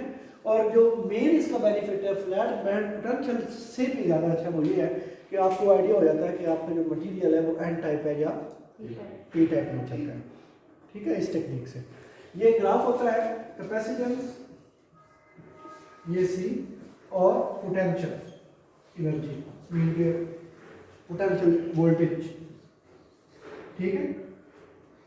ये यहाँ पे 0, इधर नेगेटिव, इधर पॉजिटिव। तो ये आपके पास कैपेसिटेंस की वैल्यू होती है। इसके पास ग्राफ बनाऊंगा। इसमें क्या होता है कि ग्राफ आपको डिफरेंट स्टाइल से मिलते हैं। कुछ में आपको यूं मिलेगा, ठीक है, बाज़ स्ट्रेट लाइन में मिल जाती है, ठीक है। कुछ जगहों पे आपको ये इस तरह का मिलेगा, ठीक है। कुछ पॉइंट्स पे आपको ये सिर्फ यूं मिलेगा, ये लाइन भी मिल सकती है, ठीक है। अब इनसे हमने आइडिया लेना है कि एन टाइप कब होता है, पी टाइप कब होता है। जब इस ग्राफ में नेगेटिव ये वाला स्लोप होता है, पॉजिटिव स्लोप, सर नेगेटिव, ये पॉजिटिव है भाई, ये सर पॉजिटिव। पॉजिटिव स्लोप है ना। हाँ, जब ये यूं बनता है तो उसको हम कहते हैं एन टाइप, ठीक है। और जब इसमें ये वाला स्लोप है इस तरह, ठीक है, ये जो रेड और ब्लैक आपको शो हो रहे हैं, ठीक है, तो इसको क्या कहते हैं, पी टाइप। अब कुछ मटेरियल ऐसे होते हैं जो कि एन टाइप और पी टाइप दोनों बिहेवियर शो कर रहे हैं, उसके लिए मैंने ब्लैक कर्व बनाई है, ठीक है। ऐसे इसका स्लोप पॉजिटिव हो जाएगा और इसका स्लोप नेगेटिव हो जाएगा। तो ये एन टाइप, अच्छा बहुत सारे मटेरियल होते हैं, मतलब हमने एक आर्टिकल बनाया, मेरे थीसिस का ही काम था, हमने जिंक ऑक्साइड जो है वो एन टाइप मटेरियल है, ये पढ़ा भी होगा आपने। तो उसकी कर्व कुछ इस तरह से आती है, ये जो ब्लू मैंने बनाई है, ठीक है। मगर जब हमने मैंगनीज ऑक्साइड इसके साथ उसके कंपोजिट बनाया तो हमने देखा कि वो उसने एन टाइप कैरेक्टर भी शो किया और पी टाइप भी शो किया, वो जो कंपोजिट था, तो वो बड़ा अच्छा मटेरियल बना, ठीक है। तो इस तरह के भी, तो ये ग्राफ जब बनाते हैं तो ये अब ये डेटा जो होता है ये हमें वो जो सॉफ्टवेयर होता है उससे मिलता है, फिर उससे आगे हमने ये ओरिजिन में या एक्सेल में ग्राफ बनाना होता है सीधे, ठीक है। तो ये आपको इस तरह एन टाइप और पी टाइप कैरेक्टर मिल जाता है। फिर इसी चीज़ से हम क्या करते हैं कि ये पार्ट जो है इसको हाफ जीरो से एक पॉजिटिव हो गया एक नेगेटिव हो गया या कोई भी, इसी से ही हम फिर ये जो कर्व बनी होती है ना, इसका ग्रेडियंट यहाँ से कहीं से लेके हम इसकी एक लाइन ड्रा करते हैं, ठीक है। वो लाइन जब एक्स एक्सिस को कट करती है तो यहाँ पे कुछ वैल्यूज गिवन होती हैं इलेक्ट्रॉन वोल्ट में, ठीक है। यहाँ पे कुछ वैल्यूज माइनस है या प्लस है, तो जब ये एक्स एक्सिस को कट करता है तो इस वक्त जो वैल्यू होती है, जो पोटेंशियल होता है, उसको हम कहते हैं फ्लैट बैंड पोटेंशियल। क्या कहते हैं? फ्लैट बैंड पोटेंशियल, ठीक है। तो फ्लैट बैंड से भी ज़्यादा अच्छी जो है ना, वो मुझे जो लगती है इसमें, वो ये है कि एन टाइप और पी टाइप कैरेक्टर का पता लगा जाना, उससे फिर आपको और आइडिया हो जाता है, ठीक है। तो इसको कहते हैं मॉड-शॉटकी एनालिसिस। मौत नहीं, मैं जान के कह रहा हूँ, जान बूझ के कह रहा हूँ, मॉड, MOTT, मॉड-शॉटकी। अब आप अपने मोबाइल शरीफ पे लिखें mod-Schottky analysis for nano materials. अब ये SPEIS स्टेयरकेस पोटेंशियल, ये स्टेयरकेस क्यों है कि ये जब आप इसमें पोटेंशियल जो देते हैं ना इंस्ट्रूमेंट में, वो कुछ इस तरह से होता है कि उसकी जो चेंजेस होती है ना, वो कुछ इस तरह से होती है, ठीक है। इसलिए इसको स्टेयरकेस कहा जाता है, ठीक है। स्टेप वाइज भी होते हैं, इस तरह आप सीढ़ी में पढ़ते हैं, ठीक है ना। तो ये हो आया कुछ, ये देखो ये जो ग्राफ निकले ना, उसमें लाइन ड्रा की है, ये फ्लैट बैंड है, ठीक है, और उसमें कर्व्स भी होंगी। एंड आया कुछ और अगर देखो सर ये वाला ज़्यादा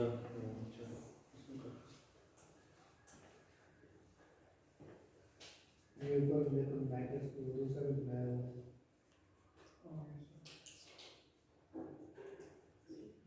ठीक है, ये देखो जब भी ये इलेक्ट्रोकेमिकल की बात होती है तो उसमें वो तीनों ही ये मटेरियल के हवाले से करते हैं। सीवी भी करते हैं, क्रोनोपोटेंशियोमेट्री भी करेंगे, ठीक है, इलेक्ट्रोकेमिकल इम्पीडेंस भी और स्टेयरकेस पोटेंशियल इलेक्ट्रोकेमिकल इम्पीडेंस भी।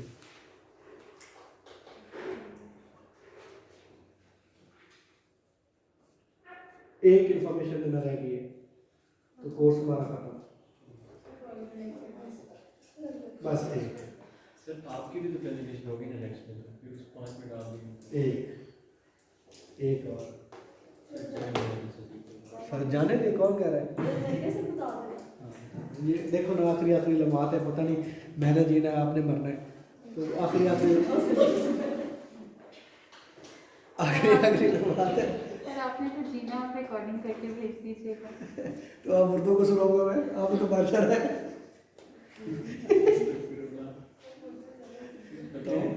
कोई बात नहीं, अल्लाह हम सबको जिंदा रखे जब तक हमारी वो टाइम है मरना चार्ज का। ये तो डिस्चार्ज हो ही जाएगा। खुद भी जिंदा रहे तो सब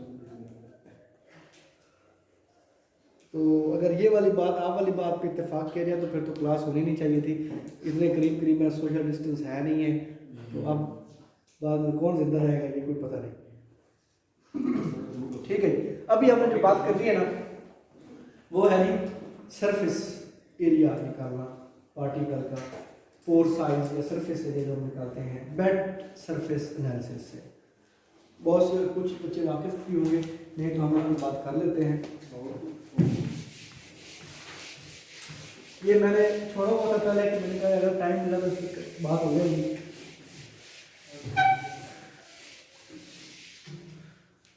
BET, ये आपने जब आर्टिकल देखे होंगे तो आपकी नज़र से गुजरा होगा ये वर्ड कभी, यस सर। जी समझ है ना? कुछ समझ आई थी?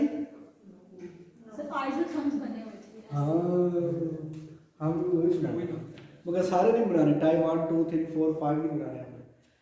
अच्छा, इसको क्या कहते हैं?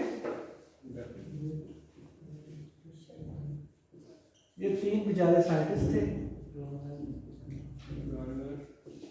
इस पर ठीक लिख रहा हूँ। जी सर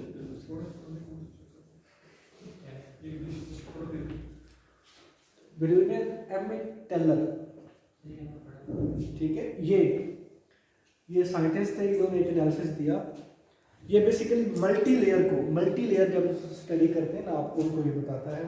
तो हमने बेसिकली ये देखना होता है, ये एक ग्राफ होता है, इसमें हमने नाइट्रोजन लेना होती है, ठीक है। नाइट्रोजन जो है वो गैस होती है, लिक्विड फॉर्म में मिलती है। नाइट्रोजन गैस लेके उसकी उस मटेरियल के ऊपर एड्जॉर्प्शन को स्टडी करना होता है। उस एड्जॉर्प्शन से हमें एक ग्राफ मिलता है, उस ग्राफ से फिर हम आगे वो सरफेस एरिया निकालते हैं। कौन सा? स्पेसिफिक सरफेस एरिया, किसका? पार्टिकल का। जो आपका पार्टिकल है उसका स्पेसिफिक सरफेस एरिया कितना है, यहाँ पे वो आगे कैटालिटिक एक्टिविटी हो सकती है, ठीक है। कैटलिस्ट जब भी बनाते हैं तो उसमें ये एनालिसिस बहुत ज़रूरी होता है।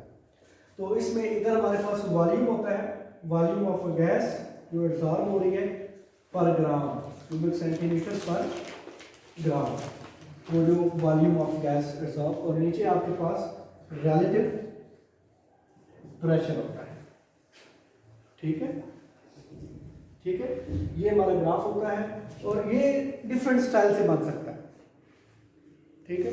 ये कुछ जगहों पर यूं बनता है,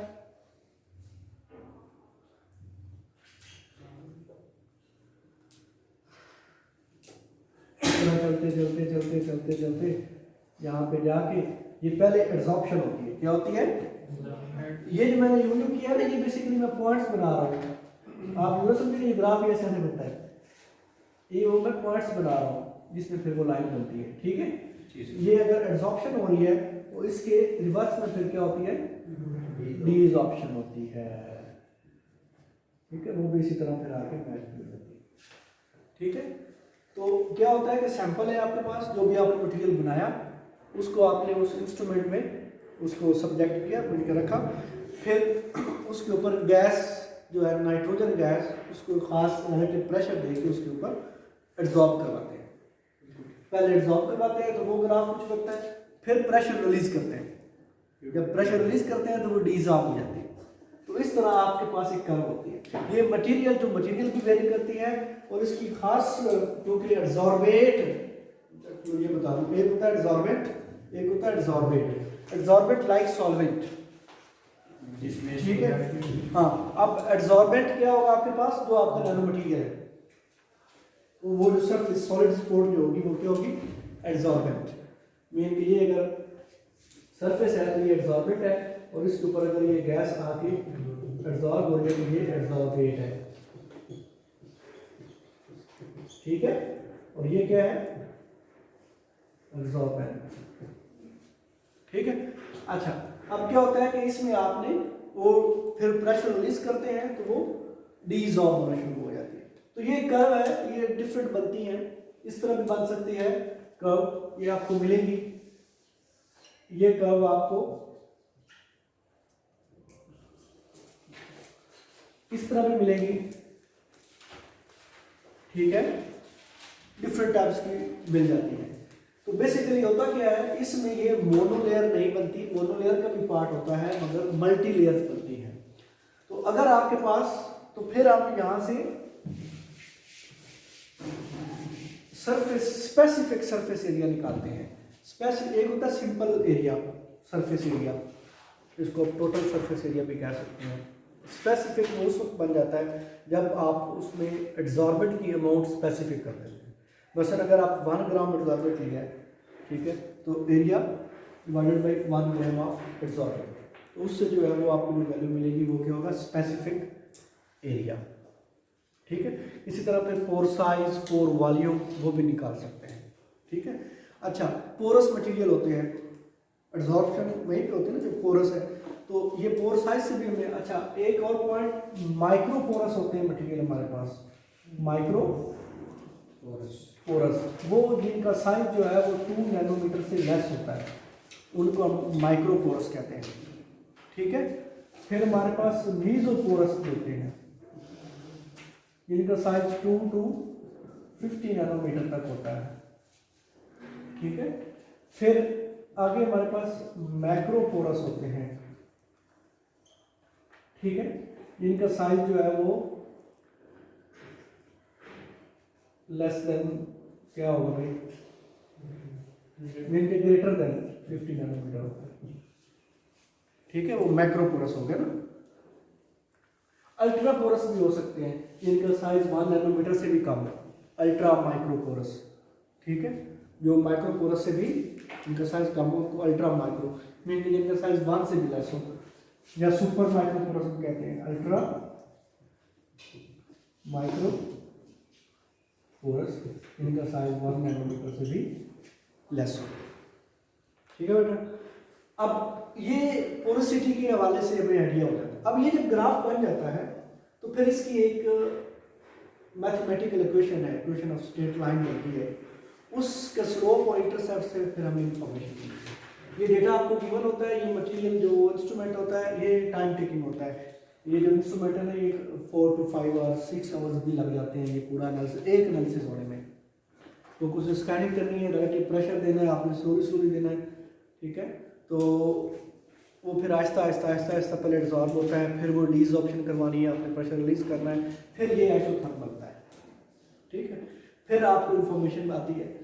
फिर एक इक्वेशन है जो इन लोगों ने दी थी, वो क्या थी, 1/W मीन के वेट है ये, और साथ में यहाँ पे आपके पास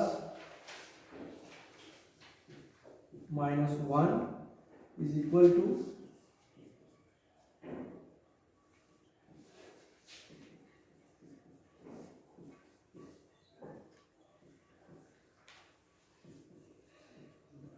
ये इक्वेशन बनती है।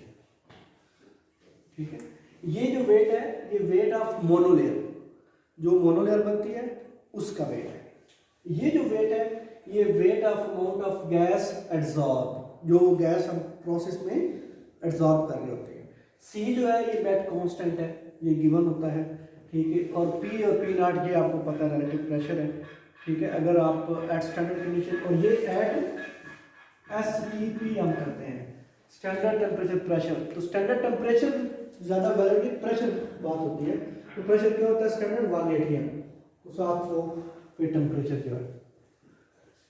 अब इसका जब ग्राफ बनता है तो इससे हमें, अब ग्राफ किस पार्ट का बनाना है, वो पार्ट जो इसमें से आपको स्ट्रेट लग रहा है। ठीक है, वो रीजन नीचे प्रेशर होगा ना, वही प्रेशर ले लेना है, उसी का डेटा ले लेना है आपने। वो जो XY आपको डेटा मिलेगा ना, उसमें से वो डेटा लेके उसकी जब आप लाइन बनाएंगे तो वो कुछ इस तरह से आएगी।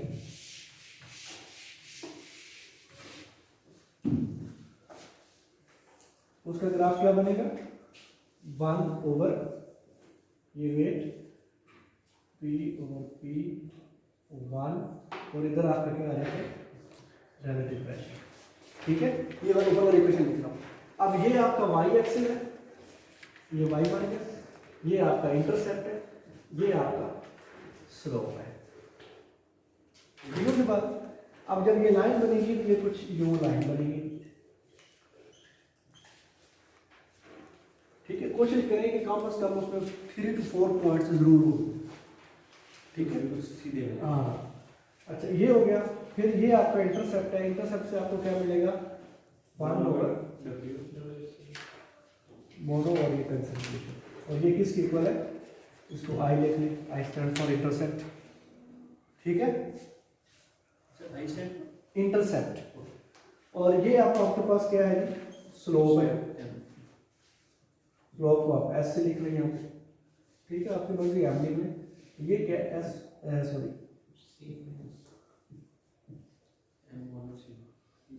ये, ठीक हो गया। तो इस ग्राफ से ये हमारे पास आ गया। पेपर में हम ये भी शो करते हैं, ये चीजें शो नहीं करते, ये बैक चल रही होती है। कुछ इंस्ट्रूमेंट ऐसे हैं जो कि आपको वो pore size, pore volume, surface area, specific surface area, वो इंस्ट्रूमेंट ही आपको बता देता है। ठीक, कहीं पे हमें सिर्फ ये इंफॉर्मेशन मिलती है, ये डेटा मिलता है, उससे फिर आगे हम खुद वो मैथमेटिकली या एक्सेल यूज़ करके, ओरिजिन यूज़ करके हम वो खुद निकालते हैं। ठीक है, ये चीज़ आपको मिल जाती है। यहाँ से ये जो W है MON, मोनोलेयर का जो वेट है, उसको अगर आप ये करें ना कि जो स्लोप की वैल्यू आई है या जो इंटरसेप्ट की आई है, इन दोनों को ऐड करके उसको 1 पे डिवाइड करें, तो ये ओवरऑल कैलकुलेशन हमने की है। ठीक है, जब इसको ड्राइव करते हैं तो ये W मोनो मीन के मोनोलेयर का जो वेट है, ये एक का नहीं आता, ये पूरी मोनोलेयर का वेट आता है। अभी बताता हूँ मोनोलेयर क्या होती है। और ये स्लोप प्लस इंटरसेप्ट, और इसके रेशियो लेंगे तो ये आपके पास W मोनो आता है। ठीक है, इससे अभी आपने निकालना है टोटल वेट। ठीक है, जब ये चीज़ आएगी, अब हमने निकालना है क्या, ये इरेज कर दो ये वाला पार्ट। जी सर।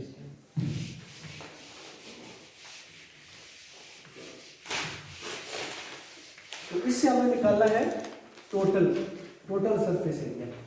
वो किसके इक्वल होता है, वो ये वाली value multiply by n Avogadro's number. ठीक है, मल्टीप्लाई बाई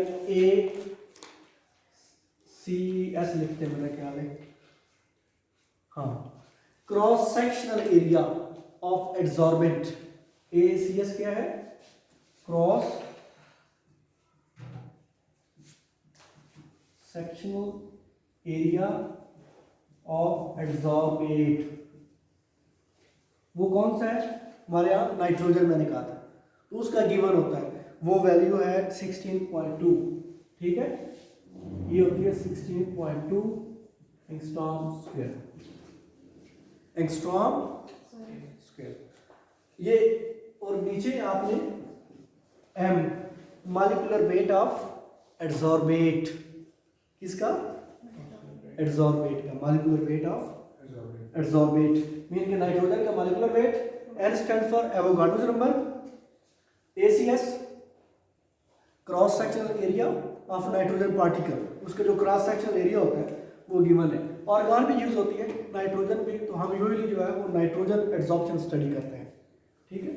तो ये आ गई, और ये मोनोलेयर का वेट आपने यहाँ से ले लिया, तो ये आपके पास आ जाता है S total, total surface monolayer पूरी का आपके पास सरफेस एरिया आ गया। आपने क्या निकालना है, स्पेसिफिक सरफेस एरिया, तो ये S total divided by weight of adsorbent. अब क्या लिखना, ये वेट ऑफ या अमाउंट ऑफ एड्सॉर्बेंट, अमाउंट ही लिख लें, W है तो अमाउंट ऑफ एड्सॉर्बेंट। एड्सॉर्बेंट क्या है आपके पास बोला टोटल सर, जुनेद, एड्सॉर्बेंट क्या है, नैनो मटेरियल जिसके ऊपर नाइट्रोजन एब्सॉर्ब हो रही है, ठीक है। तो इससे आप स्पेसिफिक सरफेस एरिया निकाल सकते हैं,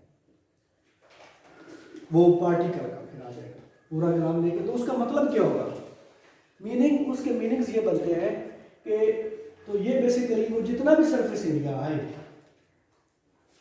ठीक है ना, वो जितनी भी वैल्यू आती है उसका मतलब ये होता है कि वो मीटर स्क्वायर रीजन में, एम स्क्वायर में उतनी अमाउंट आएगी। सपोज कि यहाँ पे आती है 40 मीटर स्क्वायर पर ग्राम, स्पेसिफिक हो गया ना, मीटर स्क्वायर पर ग्राम का डब्ल्यू वैल्यू। तो इस 40 मीटर स्क्वायर का ये मतलब है कि उस मटेरियल का, जो भी मटेरियल है, उसका जो 1 ग्राम है वो इतना एरिया कवर करेगा, ठीक है। 40 मीटर स्क्वायर पर ग्राम, इसका मीनिंग क्या है कि वो जो भी मटेरियल आपने बनाया है उसका 1 ग्राम अगर आप लेंगे, ठीक है, तो वो मोनोलेयर में बने। क्या बने, मीन कि आप उसका एक एक पार्टिकल इस तरह एडजस्ट करें कि एक एक पार्टिकल आए तो वो 40 मीटर स्क्वायर एरिया कवर करेगा। ये इसकी असल डेप्थ है। इसी तरह कुछ मटेरियल है जिनकी 60 आ जाती है, अब ये वेरी करेगा, और ये आपकी सिंथेटिक रूप पे भी डिपेंड करता है। इसी से ही कैटालिटिक एक्टिविटी भी बढ़ती है। अब देखिए जितना सरफेस एरिया बढ़ता है एक्टिविटी बढ़ेगी, ठीक है ना। तो सरफेस एरिया बढ़ाने का क्या मतलब है कि अब ये 1 ग्राम है, मीन कि अगर आप कोई भी, मुझे नहीं पता ये कौन सा मटेरियल है, कौन सा आपने बनाया, 1 ग्राम जब लेंगे, इसका जो फिजिकल सिग्निफिकेंट मीनिंग बनता है वो ये बनता है कि उसका 1 ग्राम मटेरियल का जो है वो, चाहे पाउडर है जो भी है, वो 60 मीटर स्क्वायर, मीन के 60 मीटर लेंथ में और 60 मीटर ही विड्थ में। तो इस तरह वो पूरा एरिया कवर करेगा। जी सर, आपने क्रॉस सेक्शनल एरिया एंगस्ट्रॉम में लिया और ये मीटर में लिया। हाँ, तो वो आप कन्वर्ट कर सकते हैं। एंगस्ट्रॉम है ना, नैनोमीटर 10⁻10 मीटर होता है, 10⁻10, तो वो फैक्टर है। जब आप इससे मल्टीप्लाई करेंगे ना 6.02/23, वो 10⁻10 to -20 बन जाएगा, तो वो कैंसिल आउट होकर 100 आपको मीटर मिलेगा। पॉइंट समझ आया ये? यस। तो इस तरह आप सरफेस एरिया निकाल सकते हैं। तो इतना ही बहुत है सरफेस एरिया तक। नहीं ऐसा मतलब ये स्क्वायर है, हाँ जी। एंगस्ट्रॉम क्या होता है, 10⁻10 मीटर, तो स्क्वायर क्या हो जाएगा 10⁻20 मीटर स्क्वायर। आगे भी 2 फार्मूलाज हैं, फार्मूले हैं जो यूज करके आप पोर वॉल्यूम, पोर साइज निकाल सकते हैं, मगर यहाँ तक ही ठीक है जी। तो ये आप मटेरियल के हवाले से, आपको नैनो मटेरियल के कोर्स के हवाले से आपको बहुत सारी इंफॉर्मेशन मिल गई है, और उसका अंदाज़ा आपको उस वक्त होगा जब आप आर्टिकल पढ़ने लगेंगे, ठीक है। तो इधर मैंने ग्राफ समझाने थे, वो डेटा ही होता है, डेटा लेके दिखा दूँ 2 दिन।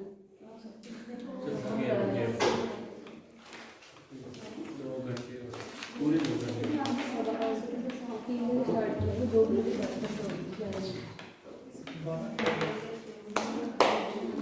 बिठा दो यार।